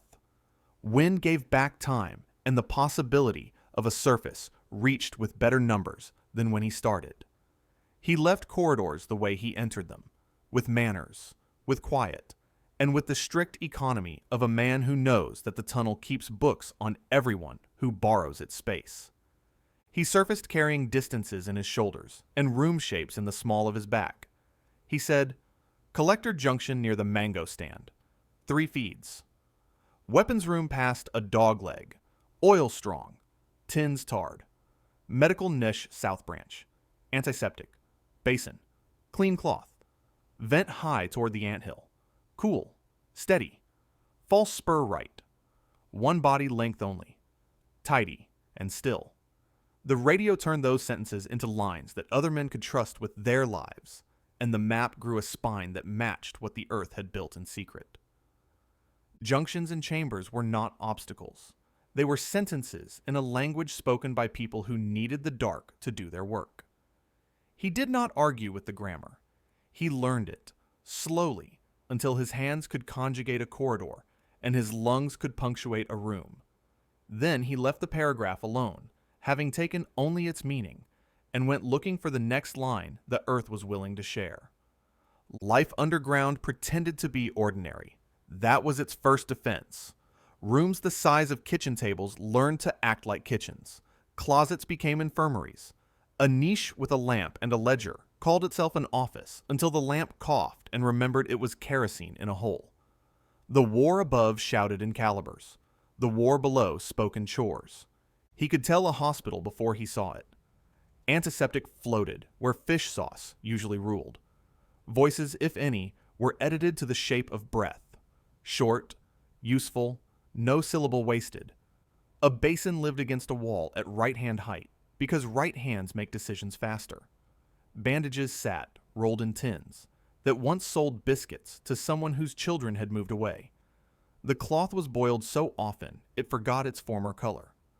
A small mirror hung by twine for sutures and for morale. Faces are a medicine when they can be recognized. Gauze smelled faintly of smoke because everything did. The lamp wore a double shade, one to guard flame, one to guard light, so a caregiver could thread a needle without teaching the jungle about it. Beds weren't beds, they were frames that remembered beds. Bamboo slats, hammock webbing, sometimes a door reborn as kindness. The wounded lay still because movement had been priced too high. A medic's kit was more library than arsenal. Sulfa tablets if supply had been blessed. Aspirin polished to ovals by the same hands that would pass them out. Penicillin if rumor had grown teeth this week. Alcohol arrived as a guest who couldn't stay. When it did, it served as disinfectant first, courage second, and never for long. There was pain, of course. It lived here like a landlord. Men learned to partition it into negotiable units. An hour for stitches, a half hour for dressing changes, 10 minutes to breathe as if nothing hurt while voices came down a corridor and needed to be lied to. Laughter visited at odd times because laughter keeps treaties with nothing and belongs to no one's plan. It showed up when a rat stole a biscuit from a medic's pocket, or when a man learned he could scratch his own nose again with a hand that had forgotten. The dead mattered. The tunnels did not have room for ghosts to roam, so rites were compact and exact. A small alcove would hold a body until night. A prayer that didn't require volume earned its way into the clay. Identification written on a strip of cloth, tied where a friend could reach later. The living made promises they intended to keep and kept the parts they could reach first. Supply was a long arithmetic problem, solved at human speed. Food came by bicycle, by shoulder, by boat when water made itself useful. Rice traveled in baskets that left polite trails on walls, 2 parallel smudges at yoke height, spaced like a signature the tunnel could recognize. Salt was a holiday. Sugar was a rumor. Fish became smell before it became meal. Kitchens beneath the earth learned to be shy. Stove pits cooled smoke by teaching it humility in baffled chambers, then offered it out of a vent that pretended to be a careless hole near a hedge where a child would scold a dog. Water had its own roots. Caches waited in amphorae, and fuel cans scrubbed to a shine only desperation can polish. Sumps trapped runoff where floors would have otherwise learned to become ponds. Boiling was policy when fuel allowed. When it didn't, cloth and patience did the first work and luck the rest. Tea brewed weak, more ritual than drink, but even ritual hydrates a little and calms a lot. Clothing was repaired until thread gave the last of its scents. A patch told a story about where a body had once been larger or the jungle had taken payment. Sandals cut from tires traced tread on floors and left the faintest echo of a road where none existed. Oil for weapons came in jars labeled for pickles or talcum. Everything was reused until it forgot its first name and answered to the second without complaint. Communications were quieter than radios make them in movies. Field telephones sang through copper that ran like hedges do, barely noticed, tying hamlet to hamlet in a circuit old men could maintain with pliers and a cloth. Runners were faster than electricity when electricity invited attention. They carried words rolled tight in plastic against the monsoon and in memory against everything else. Passwords were crops and weather, words that locals could say without acting. An antenna lived inside a tree the Americans had learned to stop suspecting. A radio talked in intervals so short it felt more like manners than messages. Someone always listened to the enemy's nets when the sky was kind. You learn a lot from voices that don't know you're in the room. Work had shifts even when no one owned a clock. Digging happened at night when breath was cheaper. Maintenance was a daylight chore below ground and a twilight chore above. A young man hauled dirt in baskets through a mouth that would become a garden by morning. An old woman spread that soil into a paddy dike like she always had, only now she was also an engineer. Children knew more than they were credited with. They learned which patch of ground wasn't ground, which anthill was not entirely insect, which dog to trust with a message tied under its collar, and which to feed because barking teaches Americans to look the wrong way. A teenager in a black pajama shirt could move a letter across a district by nodding at three and only speaking to one. Literacy here was more than reading, it was knowing. Weapons slept in racks oiled thin. An AK breathed simpler than an M1. Both were maintained with the professionalism of poverty. Ammunition was counted like rice. Grenades were stacked like a resolved argument. A sapper's bag held wire, pliers, a pencil, and the kind of imagination that rebuilds the day after, because tonight will spend everything it can reach. Unexploded ordnance was a hardware store with a mean streak. Men who survived it long enough learned to unthread its temper and repurpose it, as if God had meant for iron to be patient. Discipline here looked like courtesy. Lamps were shaded even when no one hunted them. Doors wore cloth even when drafts were friendly. Voices were kept to the size of the room. Cleanliness saved lungs. Sanitation saved time. A latrine had rules about distance and flow and who emptied what when. Vermin were tolerated until they weren't. Cats were allies when they could be convinced to sign a treaty with rice. Education was portable.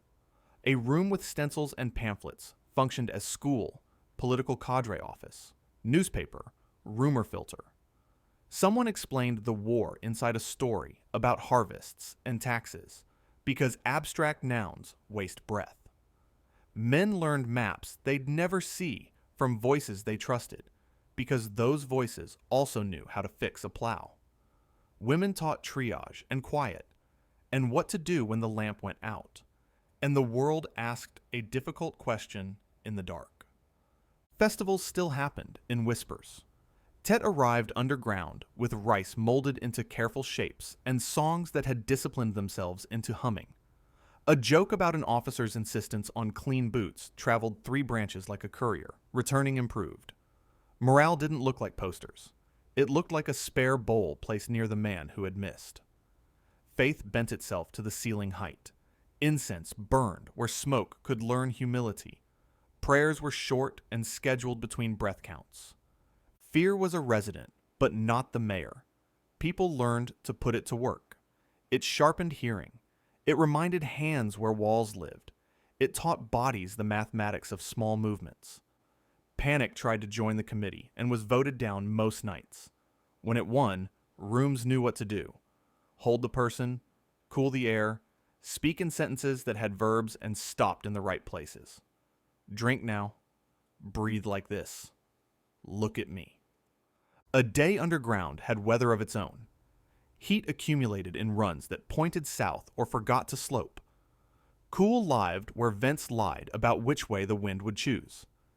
Air was rationed like anything precious. Lamps timed themselves to tasks.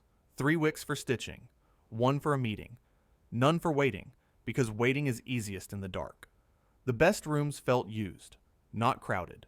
The worst felt newly scrubbed, dangerous in their tidiness, like a smile that arrived too quickly.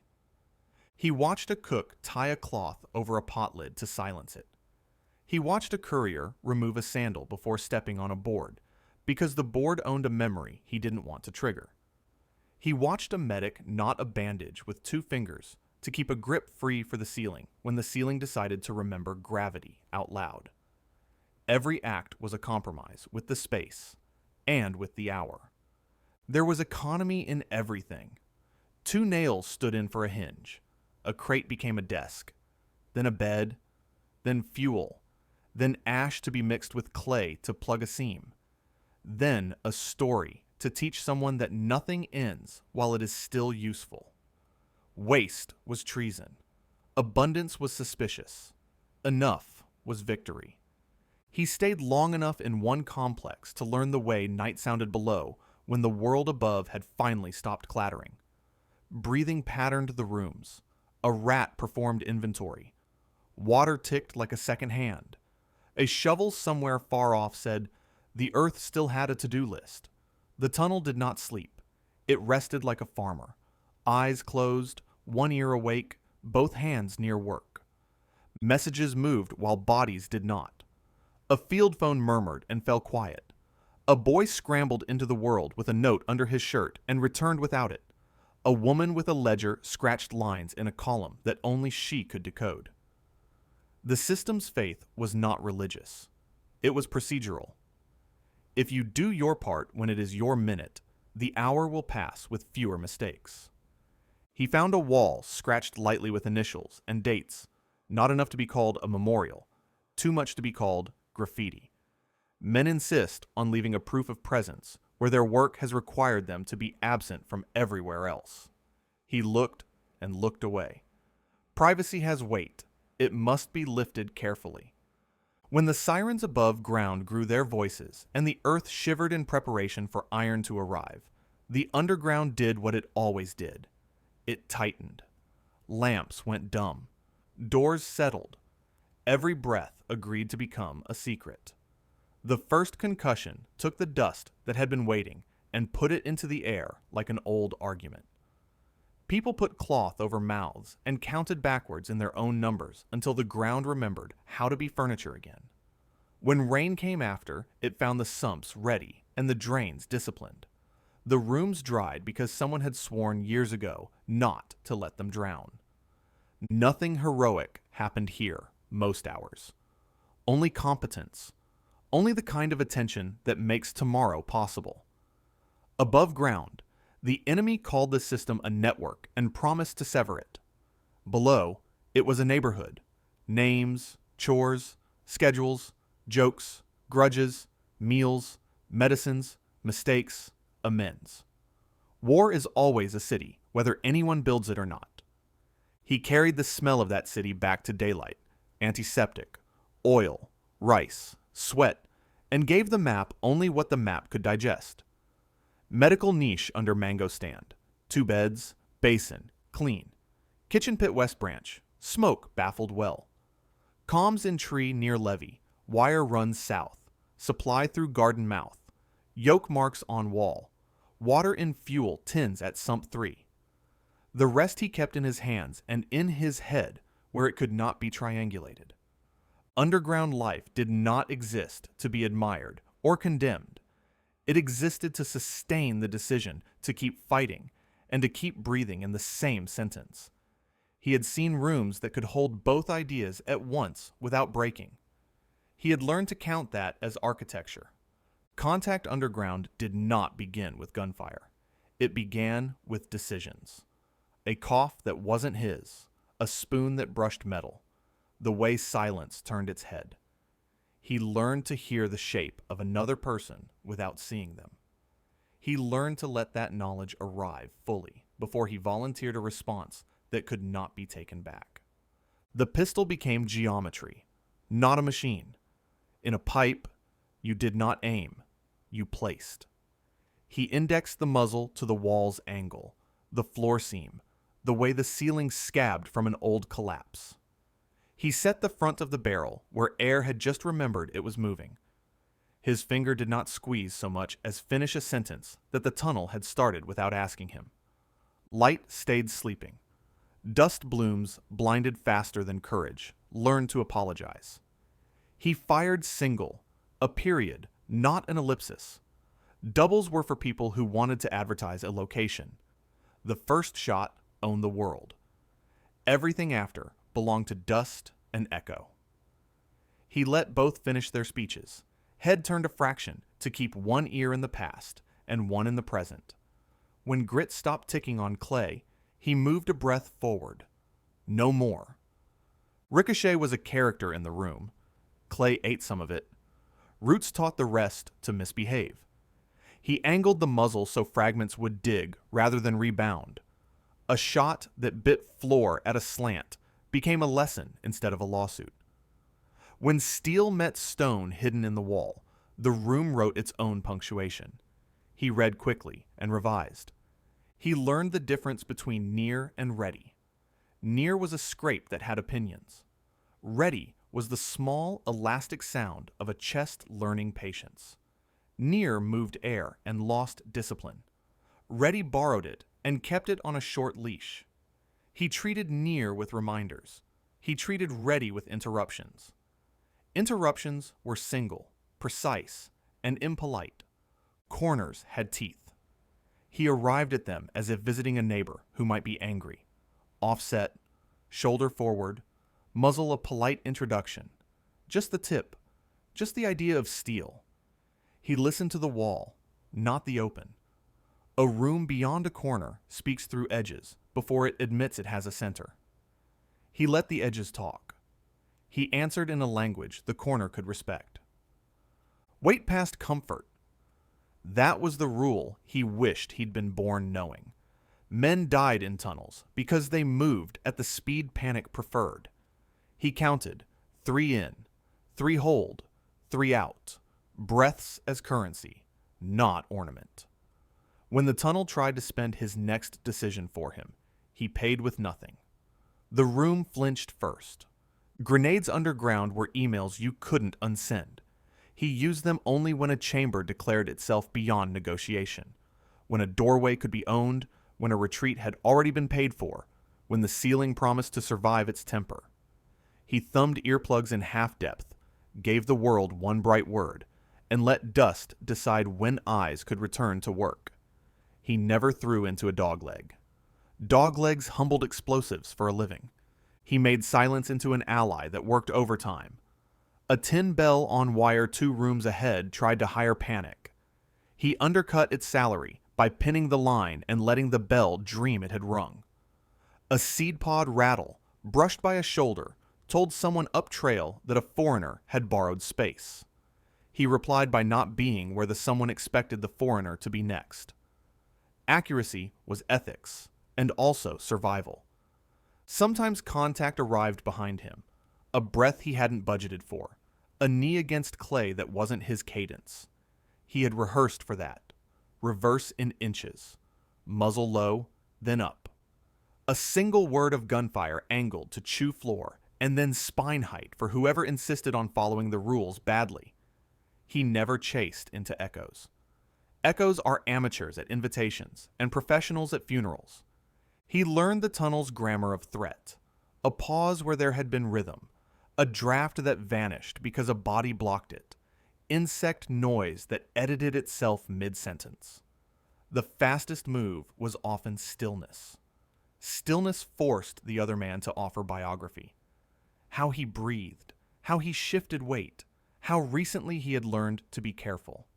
Biography is target data when the room refuses to share. Contact in a chamber demanded different manners. He arrived low, perpendicular to the door if the space allowed, and introduced the muzzle where a knee would be if someone loved that doorway too much.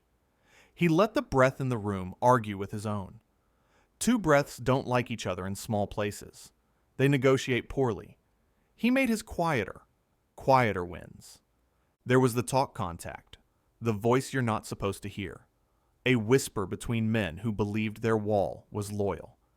He stole the nouns first, names, numbers, places that would matter above.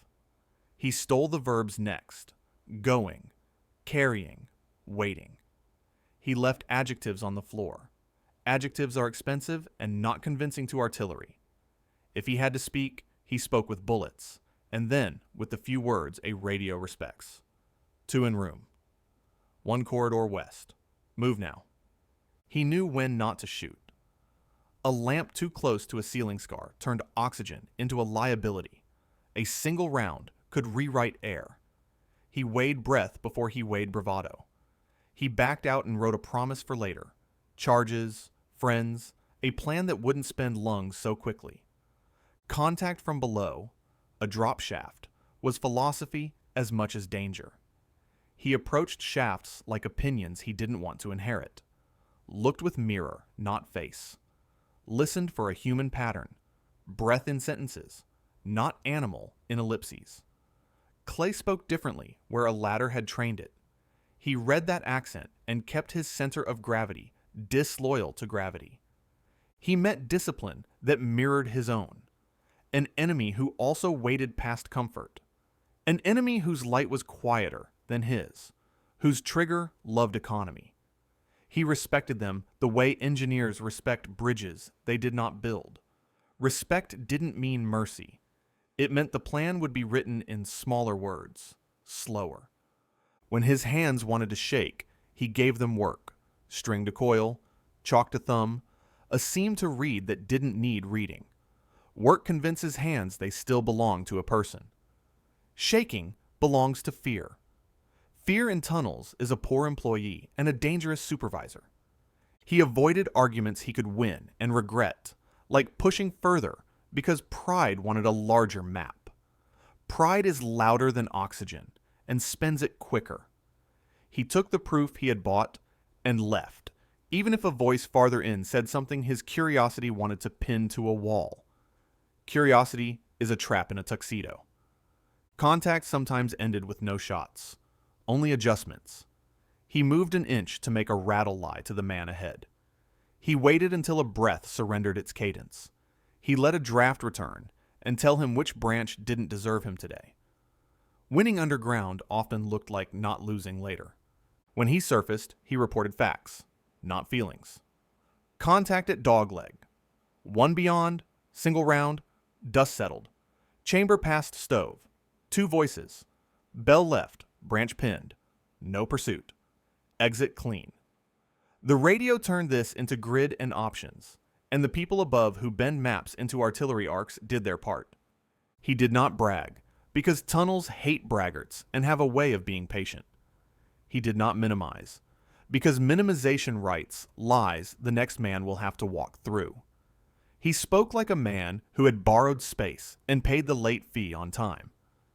Later, when someone asked, "What's it like to fight down there?" he did not describe heroics. He described accuracy. He described waiting until the room confessed. He described firing only when the sentence needed a period.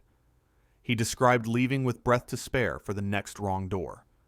He said, "It's not loud unless you fail." Contact underground was smaller than stories and bigger than bravery. It was a craft learned in inches, a dialogue conducted in edits, a duel where the winner was whoever convinced the tunnel to say less. He taught it to keep quiet long enough for him to leave, which is the only victory the Earth recognizes as legitimate. Extraction began long before he turned around. It started the moment he decided he had enough truth to justify daylight. Underground, leaving was not retreat. It was preservation of breath, of facts, of the next man's odds. He rehearsed the exit in his head like a liturgy. String, prints, corners, plug, air, sky. He told his hands to get small. They obeyed. He gathered the cotton line first, not like a fisherman showing off, but like a thief apologizing, coiling it in palm-wide loops, quiet, close to the floor so it wouldn't write a scrape the tunnel could memorize. Where the line had rubbed clay shiny, he smudged a little ruin back into it. Normal isn't clean. Normal is a story that has learned to be messy in the right places. He backed to the last corner and treated it like a new country. Corners forget what you said on the way in. He leaned the muzzle and his shoulder, not his face. He let the wall talk in texture. A scratch that hadn't lived there an hour ago would have confessed. None did. He moved one breath backward, then the next, trading distance for time at a rate he could afford. A bell on a wire waited where he'd left it patient. He paid it the same respect, returning that he paid it arriving.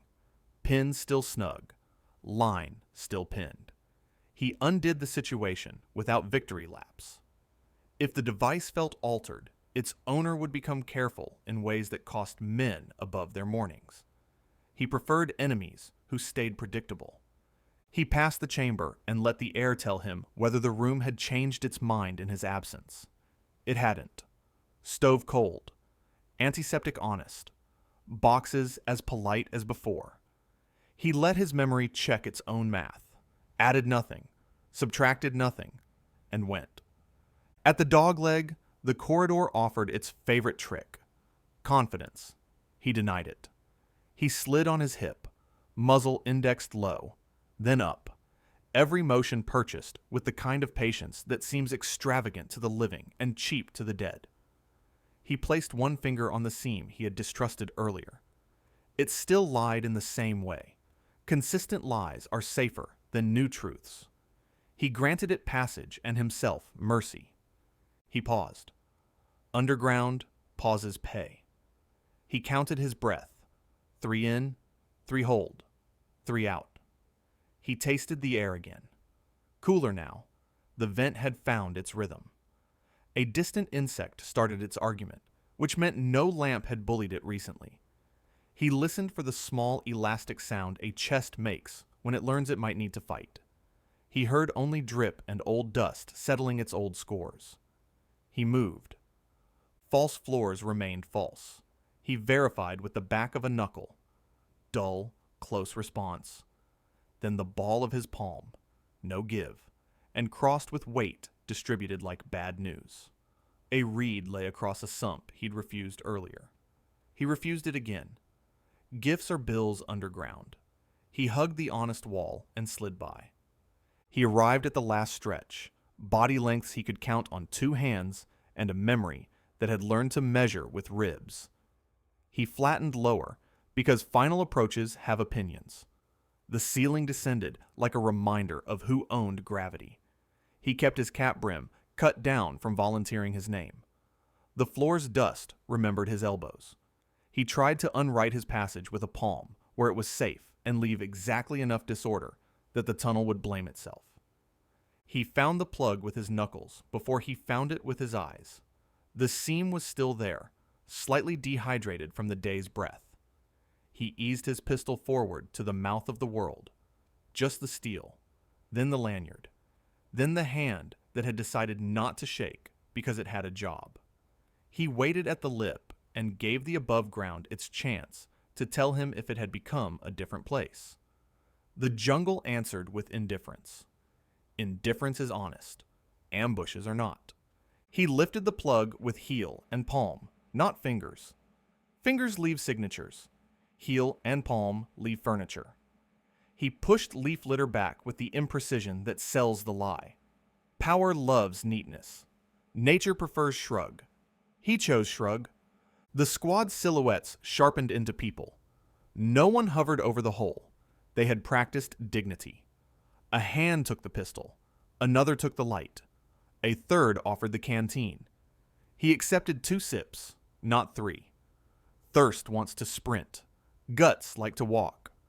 The medic watched his eyes instead of his hands. Eyes confess before fingers do. He did not speak until the air in his chest belonged to the sky again. Then he gave nouns and numbers, not drama. Left branch 2 body lengths. Dog leg. Bell pinned. First room stove and tins. Second medical niche. Powder. Basin. Clean. Vent high toward anthill. Cool and steady. False spur 1 body length. Tidy. Still. The RTO turned those into a grid others could spend. Adjectives stayed underground. Artillery respects math. Extraction included the quiet police work of erasing the day.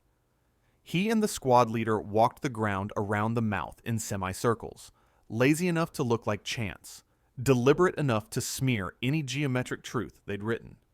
They trimmed a leaf here, broke a twig there, the way wind would have done if wind had been on payroll. A vent 20 meters off got a handful of fresh cuttings to help it remember its disguise.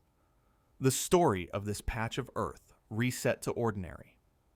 Only then did they earn the right to move, not far, just to the second position they'd chosen earlier, while pretending they were undecided. The tunnel's owners might be listening with the same grooves of caution he used. You leave a hole like you leave a rumor, without a forwarding address. On the walk back, extraction continued. He rehearsed lanes and contingencies in case someone behind decided to argue. Staggered spacing through brush where wires live. Footfalls placed on old prints where possible. Pauses chosen by terrain, not by calendar time. If a mine or a bell wanted courage, it would have to earn it from someone else. Behind them, change would begin. Someone down there would notice a scent that wasn't theirs. A scuff that argued with memory. A silence that felt too recently ironed. They would become careful in ways that wasted their next hour. He counted that as a quiet victory. At the perimeter, voices remained small because relief likes to shout, and shouting teaches the world where to look. He sat with his back to a stump whose bark had an arrangement he trusted. The medic pressed a cool cloth to a pulse point and watched color make promises to skin. The squad leader didn't ask, "You good?" He asked, "What did the room want?" That question belongs to grown men. He wrote the overlay while his body was still fluent in clay. Left became grid east. Right became grid south. Dogleg became a 90 drawn heavy, so a pilot's brain could turn it into ordnance without guessing. He marked the vent and the anthill with humility. Assumed arrow, not heroic certainty. A map is a bet. You admit the odds. Extraction wasn't over until no one owed the hole anything. That meant a last scan of high branches where a wire could lecture, a glance at a ditch that liked to host ideas, a second look at a path that had become too obvious to keep using. Routes that shine are routes that kill. They faded into brush that preferred unremarkable men and took the long way back because the long way is cheaper than the wrong way. If air or artillery were warranted, the call came clean. Grid 6, 54-271, vent probable, medical niche south branch, delay fuse negative, request air on vent line, guns on junction. Danger close, 200. The voice on the net did its work and did not ask for adjectives. He felt the small guilt that professional men always feel when turning someone's kitchen into a lesson. He filed it with the others, under necessary. Necessary is a folder that fills, and you carry it yourself. Later, when a new man asked how to leave a tunnel, he didn't talk about sunlight or triumph. He said, "You unhappen it. You collect your string. You return rooms to their previous lives. You reseat the door like you're the carpenter who hung it. You take what you learned and give back as little as possible. You walk away in a curve. You drink 2 sips. You speak only the parts a map can digest. Then you forget everything loud and remember everything quiet." He slept that night with his palms open, as if to let dust go. Dreams tried to make corridors into arguments. He downgraded them to hallways. The tunnel would be there tomorrow, older by one day, wiser by one encounter, a little more suspicious, and therefore a little more predictable. Extraction did not end at the hole. It ended when his body stopped behaving like geometry and started behaving like a person again. He would go back. Men in this line of work always do. Not because bravery renews itself, but because accuracy demands maintenance. And leaving well is part of arriving alive. The Earth respects that. It doesn't help, but it respects it. Collapse did not always announce itself with drama. Sometimes the Earth simply remembered gravity. A ceiling that had tolerated men all morning decided, in a breath, that it preferred to be floor. Claustrophobia was the rumor the body spread before and after such moments. The chest practicing panic for events that might never arrive, then replaying them when everyone else had gone to sleep. He learned the early grammar of failure, a powdery hiss from above, silt drifting from a seam that used to hold its tongue, the faintest tick as a root pulled free of clay. The correct answer to all three was stillness. Stillness let the tunnel finish, choosing which parts of itself it wanted to keep. He slid a forearm under his brow to save teeth, turned his head to spare nose and eyes, made his back into a brace the space could lean on while it changed its mind. When the ceiling exhaled a fistful of earth, he accepted the weight. Acceptance buys seconds. Struggle spends them. Sometimes acceptance had to be traded for force. A plug dropped behind him, sealing off 2 body lengths like a door slammed without anger. Air shifted from stale to calculated, the kind of oxygen that asks you to prove you deserve it. He reversed by inches, testing the collapse like a lock. Push, wait, push again at a different angle. feel for ribs that hadn't learned they were structural until today. The lanyard saved the pistol. The pistol saved the hand that would have otherwise been empty and useless.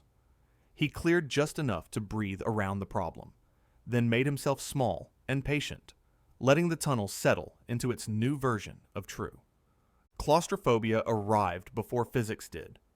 It came as heat that wasn't temperature, sweat that started at the wrist and argued uphill, a heartbeat that insisted it had been promoted to decision maker.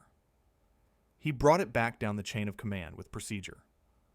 3 in, 3 hold, 3 out. If numbers failed, he named nouns: floor, wall, light, string, until sentences returned and shame left. He was not ashamed of fear. He was ashamed of wasted fear. Fear with chores was useful. Fear with opinions wasn't. He learned to triage himself the way a medic triages a room. Airway, clear? Yes, because the mouthguard keeps teeth from paying for luck. Breathing, slow it, own it, ration it like water. Circulation, fingers, toes, name each, not to reassure, but to audit. Disability, blurred vision after a shot. Wait for dust to pay its taxes and drop. Exposure, heat-stealing sense. Strip a layer or loosen a lace without donating fabric to wire. A BCDE, but whispered and honest in the dark. He met collapses that were tactical truths, not accidents. Clay ribs cut thin so a room would die on schedule under artillery. Faux ceilings pinned with brittle stakes that would quit when a specific weight crawled under them. Drop shafts disguised as solid to harvest knees and discipline. He rewarded such craft with slowness and angles, used his back as a measuring stick, and never pressed with elbows and knees at once. The earth dislikes concentrated arguments. When the worst happened, shoulder trapped, hip pinned, dust rebuking lungs, time changed species. Minutes became animals. He tamed them one at a time. He moved an inch and counted it as a life. He let the squad above do its work. No shouting, no digging that would pull the ceiling down into the wrong century. A probe rod whispered in. He tapped it with a knuckle, then listened for the map of their intent transmitting through steel. Pull here, not there. Wait here, not now. He stayed obedient to physics and friends. Obedience is underrated in legends. Underground, it is a survival skill. Panic tried to litigate. "We are dying," it said in fluent body. He cross-examined it. "Name a fact," he said back. Panic had anecdotes. He had measurements. He pressed breath against numbers until numbers won. When numbers failed, he found one true thing. The string is in my hand. My right boot can move. The dust is settling. One true thing is a ladder rung. Rungs make exits. He watched other men come back from dirt with new rules. Doors open, always. Chairs chosen with backs to walls. Laughs that ended early because laughter shares oxygen with memory.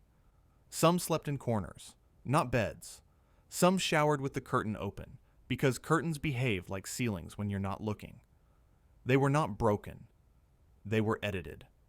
The world had to learn to read them in this edition. There were quiet casualties the recorders didn't love to count. Ears that rang in rooms that were already silent. Hands that shook only when empty. Steady when at work, untrustworthy at rest. Appetites that learned to distrust abundance because abundance belonged to outside, and outside had tried to kill them with choices. A man would step off a sidewalk to give a truck more room than a truck needed, not out of superstition, but because physics has seniority in his religion now. He learned resets. A cup of water measured into a mouth with rules. A hand pressed to a pulse point until beats stopped trying to sprint. A sentence given a job. "You are here," said with the same tone you give to a dog that has come home muddy and proud. A wall touched with fingertips until the room remembered it was in the correct century. He taught new men these tricks before he taught them how to place a pistol. Weapons are loud, resets are quieter and more powerful. Some collapses were ethical. The charge set in the right rib to prevent an enemy from using a hospital the way a hospital doesn't ask to be used. The fuse measured against compassion, long enough to empty rooms, short enough to keep a promise. He never liked those days. He liked them less when the above asked him to be precise, beyond what clay and conscience could guarantee. Precision is a virtue that requires time. Time is a luxury that war rents at terrible rates. He complicated the mythology on purpose. When someone said, "You're not afraid of small spaces," he said, "That's not the job. The job is functioning anyway." Fear is a tool. You hold it by the handle, or it holds you by the throat. He carried it like pliers. Useful, ugly, non-negotiable. There was a sound men learned to hate properly. The long sigh of a ceiling losing its argument. It arrived after rains, after bombs, after hubris. When it spoke, everyone became clergy for a second. Prayers offered without liturgy. Hands arranging last chances. He stopped even his thoughts, because thoughts weigh something, and weight is rude when clay is making decisions. He wrote the cost down where paperwork couldn't find it, in the way he walked slower past culverts, in the way he counted breaths before he spoke, in the way he stood aside when someone else needed a hallway. These were invoices he paid in small coins no one else saw, the change rattling in pockets that uniforms don't issue. After one bad day, roof bite, dust, the kind of stuck that turns men into arithmetic, he came up changed. The squad didn't greet him with questions. They greeted him with posture, knees soft, eyes level, hands busy with non-urgent, useful tasks, so his nervous system could see how normal looks when normal is behaved. The medic did not say breathe. He breathed in front of him, at a pace that could be imitated without shame. Leadership is sometimes a metronome. He learned to leave notes for the man he'd be at 0300. On the inside of the mind where instructions can be pinned. If you wake with the earth on your chest, sit up, feet to floor, hands on knees, name 5 solid things. Drink. Window open. Door open. Count 20 heartbeats with your fingers at your throat. You are above. The tunnel is a place, not a time.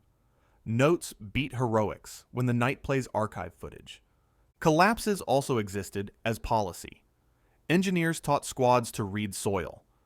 Laterite that bakes and holds, silt that betrays, sand that lies. They taught shoring with whatever lived nearby. Stakes, doors, stretchers, and angles of repose that saved men from learning them the hard way. They taught silence during help, because shouting is for movies, and collapses don't like loud opinions. He stored those lessons where habit could reach them faster than memory. When he briefed new rats, he described claustrophobia as weather. It would come and go. You cannot conquer weather. You prepare for it. You shelter. You step into it with the right clothes. Clothes, here, meant procedures and friends who know what to do when you forget. The bravest man in a pipe is the one whose ritual survives surprise. He didn't bother resenting the earth. Resentment is heavy. He learned gratitude instead. Thin, practical gratitude for the inch that opens, the breath that returns, the string that finds your hand in the dark. Gratitude kept him light.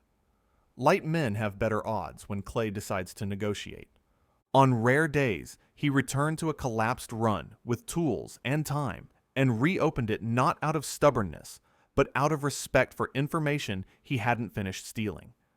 He shored where the wall had confessed its weakness, widened where the ceiling had panicked, cut a new dogleg to teach future blasts humility.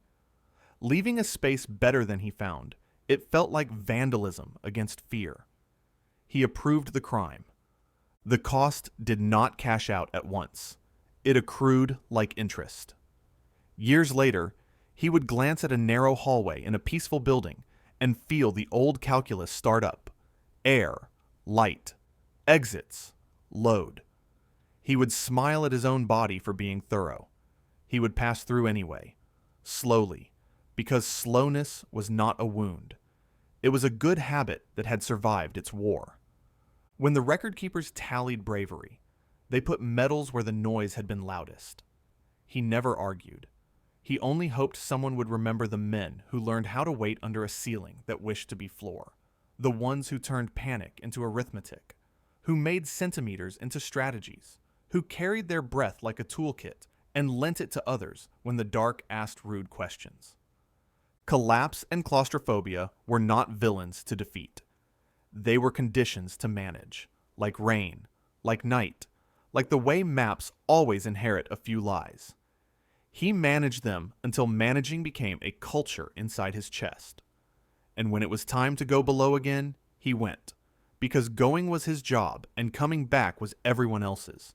And the space between those two truths was where courage lived quietly and did math. Intelligence didn't look dramatic when it first surfaced.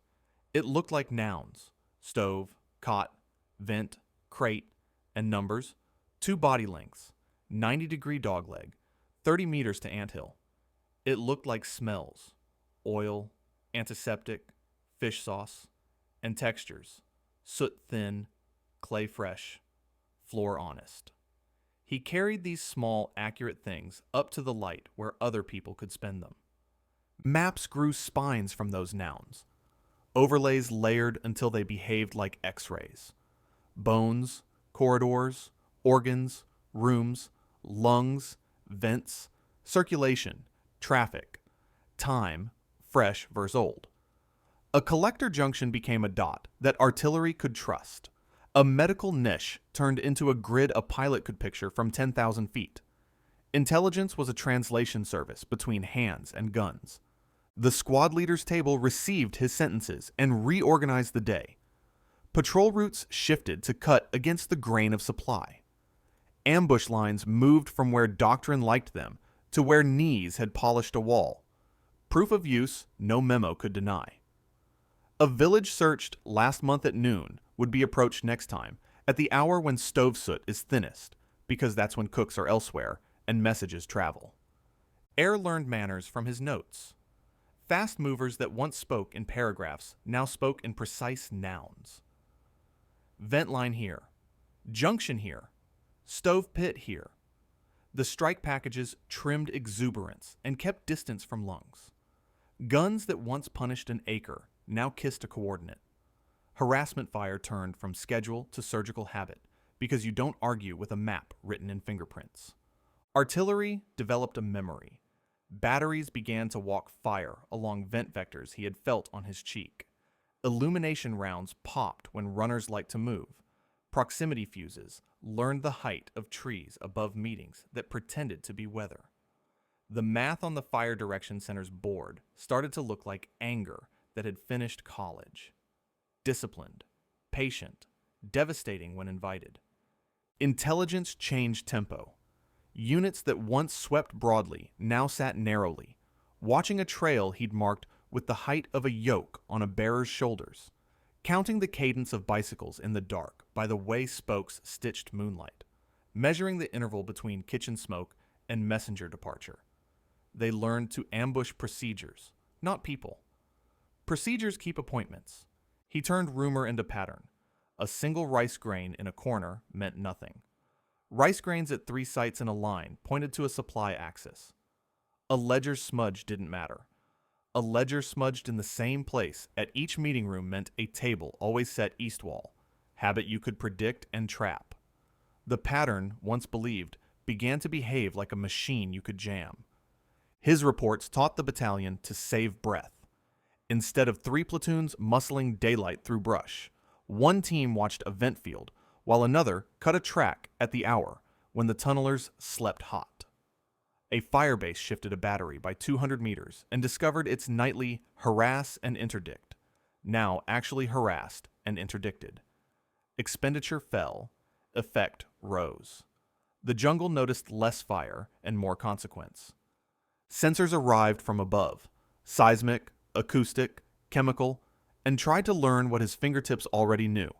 He made them practical. Put them where the walls wear shoulders, he said. Stake them where sweat has polished clay.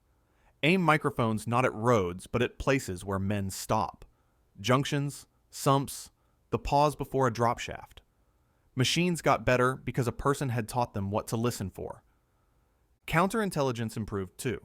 He marked the gift rooms, the ones scrubbed too neat, and the staff stopped rewarding the enemy's theater. Photos went into folders labeled lied about. Plans changed to exploit the lie. Leave the bait, watch the approach. Take the courier instead of the pamphlet. Security tightened in a way that looked like inattention to outsiders. Units strolling past decoy hatches, eyes on anthills and pig pens, not on doors that wanted to be seen. Civil affairs borrowed from his ledger. If a vent always exhaled near a certain well, someone owned both problems and could be bargained with. If children always avoided a patch of ground, the patch mattered more than a map symbol said. Grain purchases timed with harvests disrupted logistics more politely than raids could. A sack of rice placed where a runner expected emptiness created a conversation that patrols could hear if they learned to be quiet in the right places. He learned to weight truths by consequence. A weapons cache demanded steel tonight. A medical niche asked for mercy tomorrow, cordon and empty, not crater and forget. A junction that fed 3 branches wanted clay and time, a charge to settle the ceiling, a team to watch the survivors choose their new favorite path. Intelligence became ethics by logistics. Spend just enough violence in the right shape at the right hour to save breath later. The enemy changed in reply. Vents moved farther from mouths. Bells lost tongues and learned to whisper through string to hands instead. Rooms rotated, stove where cot had been, ledger to the opposite wall. He expected this and folded the change into the map like weather updates. Dominance wasn't the goal. Friction was. Make every choice expensive for the other side, and soon their best option is time, which they have until you teach time to betray them. His overlays taught leaders to ask better questions. Not, where are they? But where do they rest? Where do they count? Where do they wait? Rest, count, and wait are slower than fight. Slower means observable. Observable means programmable by artillery, air, interdiction, or absence. Sometimes the best order was to not be where the enemy wanted Americans to be at noon, and to be exactly there at 0140. Intelligence shrank myth. Stories that kept men awake with fear of underground giants were replaced by calendars. These people cook at this hour, move here then, hide here when rain bullies them, open this room when penicillin arrives, close that one when bombers are heard. Fear that becomes schedule becomes competence.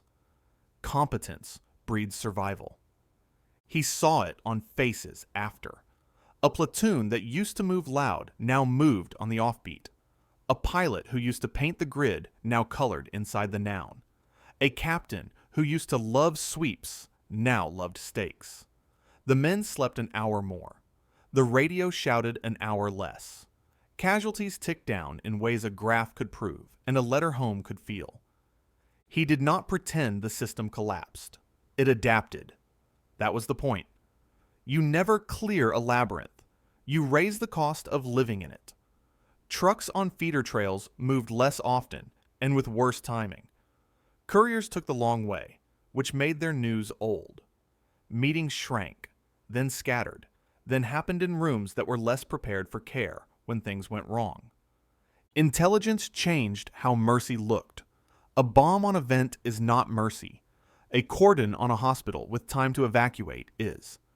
A strike on a junction at 0300 when the ledger says there will be only boots and no children is not weakness. It is professionalism. His nouns enabled that. The battalion's reports got quieter and more accurate. Quiet accuracy is how you keep shame from inheriting your victories.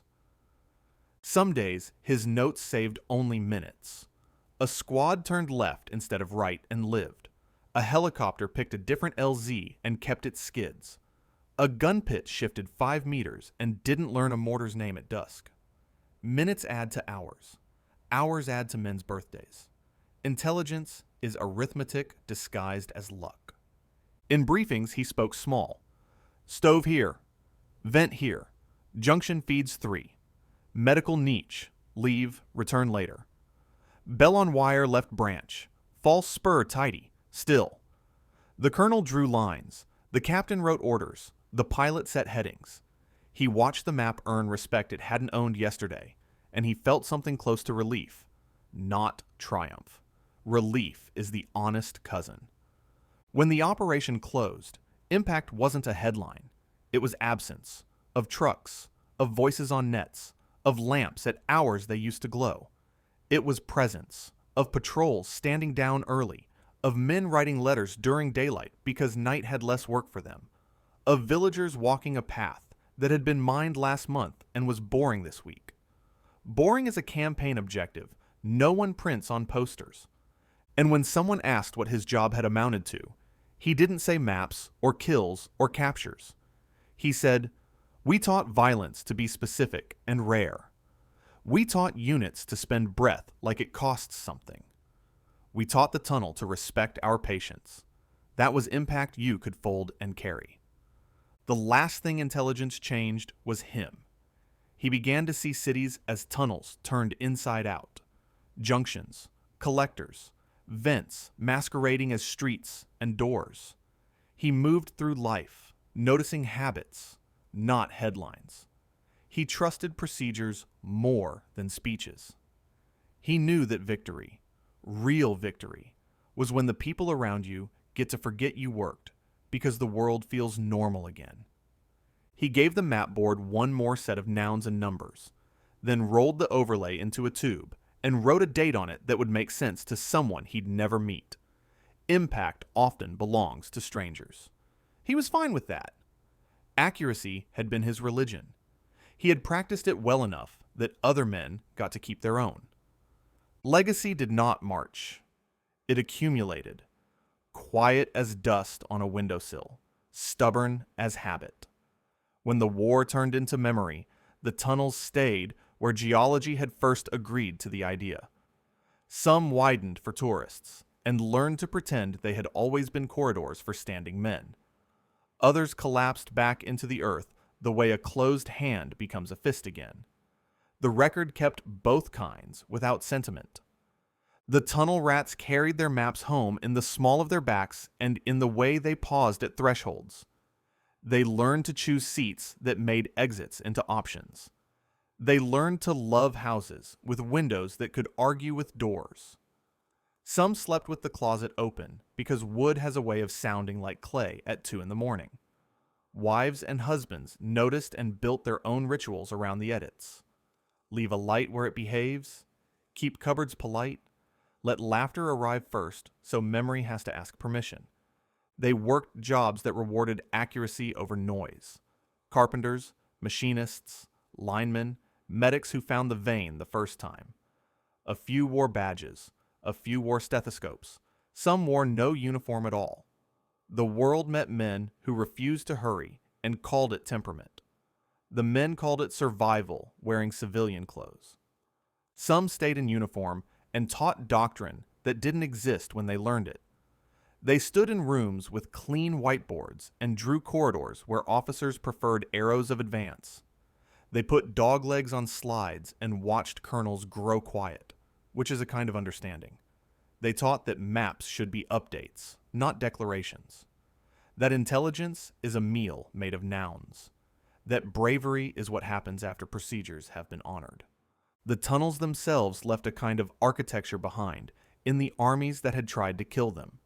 Small unit tactics bent toward patience. Radios learned to say less, better. Artillery discovered the ethics of precision and did not forget. Engineers wrote chapters on soil and drainage and the anorexic margins between roof and rib. Search teams in later wars carried string, not because string is magic, but because string is humble and humble tools travel well. Villages that once hid rooms became districts that built schools. A stove pit that cooled smoke turned into a kitchen lesson about airflow and fuel thrift. Sumps and drains taught flood control when typhoons came. The habit of redundancy, 2 exits or none, translated into roads and markets and the wisdom of not keeping all the rice where a single mistake can find it. Under the same trees, children learned to read textbooks instead of passwords. They learned biography without needing to memorize the smell of antiseptic. There were museums, a plug door seated for visitors, a widened run that let cameras pretend, a guide with a flashlight explaining to travelers what it felt like to be the size of history when history insists on being very small. He went once, later, and walked the tourist path. He blessed the distortions. Let the world learn politely. He had learned correctly already. Outside, he stood in full sun and listened for the sound clay makes when it forgives. It did not. Clay doesn't forgive. It forgets at geologic speed. That is mercy enough. On anniversaries, men met in VFW halls and backyards and garages that smelled like oil and memory. They talked nouns and numbers, the way they always had. Not much about fear. Fear is implied by accuracy. You don't need to say it out loud. A hand would hover unconsciously at chest height to demonstrate a ceiling and pause there, as if the old roof still wanted a say. Someone would pour coffee in 2 sips, not 3, without noticing. Someone would sidestep a low-hanging lamp without asking the lamp to apologize. Wives and children learned the choreography without naming it, and loved men who measured doorways with eyes that were not suspicious, just thorough. There were apologies, private ones, for rooms that turned into targets after maps learned their nouns. He kept them folded like letters. Necessary is a folder that fills. He filed the shame behind it, and still knew where it lived. He taught young officers that mercy is sometimes a timing function, that you strike vents at hours when the ledger says only boots, not at meals or mornings, that you leave hospitals to cordons and witnesses and time, that you can be lethal and still be just if you are disciplined and unlucky in the right proportions. The legacy in the enemy wasn't a collapse. It was a curriculum. Builders taught their children to prize procedures the way they had prized courage, to keep extra doors and extra plans, to treat secrecy as a resource, not a virtue, to move on the offbeat, to greet better roads and clean water without teaching them to betray vigilance. A city that learned beneath the ground learned above it to separate parades from promises. In the years that followed, other wars borrowed the syllabus and wrote footnotes. Caves turned into server rooms. Vents became fiber. Junctions became switches. The same old questions reappeared with new nouns. Where does the breath go? Where do people wait? What does routine look like in a place that cannot afford to admit it has one? Young men and women who never saw Vietnam still learned to tie a line low and to distrust tidy rooms. He raised a child who asked why he sat facing the door. "I like to know who's coming," he said, and did not add the corridor math behind the answer. He taught the child to name 5 solid things when the night behaved like water, to turn panic into inventory and inventory into peace.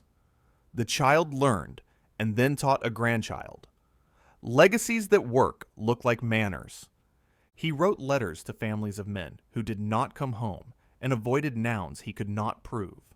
He sent photographs of trees near places where vents used to lie and said that the air there is good now and the sun is an exhibitionist.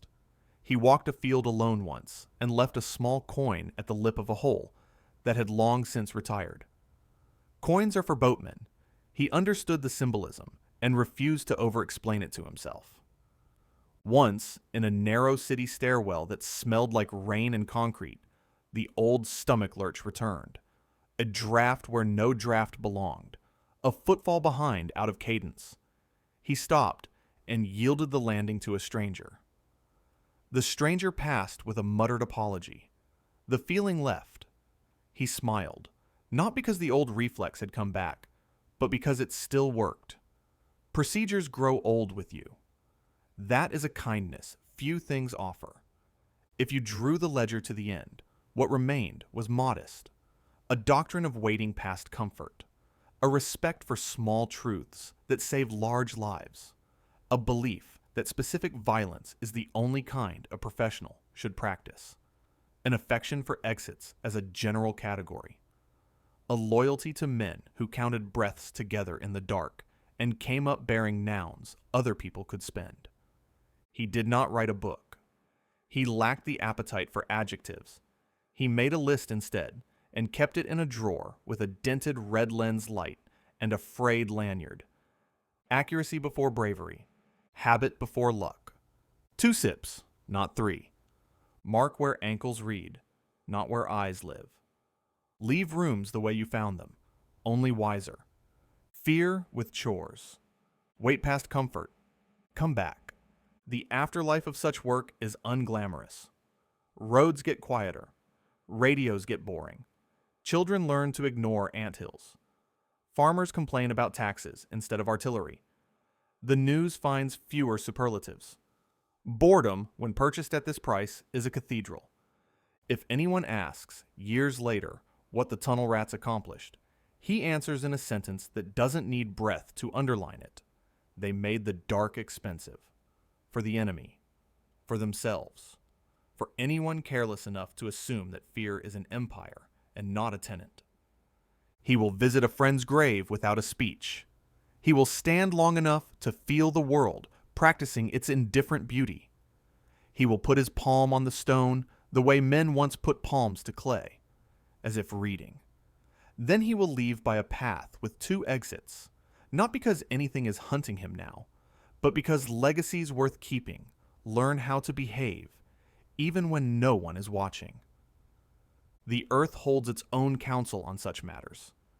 It remembers men in layers, bone, coin, stories. It keeps the tunnels as faint ghosts and the lessons as durable ones.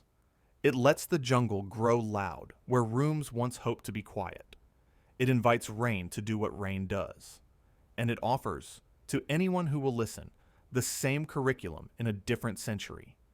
Patience, procedure, precision, and the long ethical labor of turning rumor into proof and breath into tomorrow.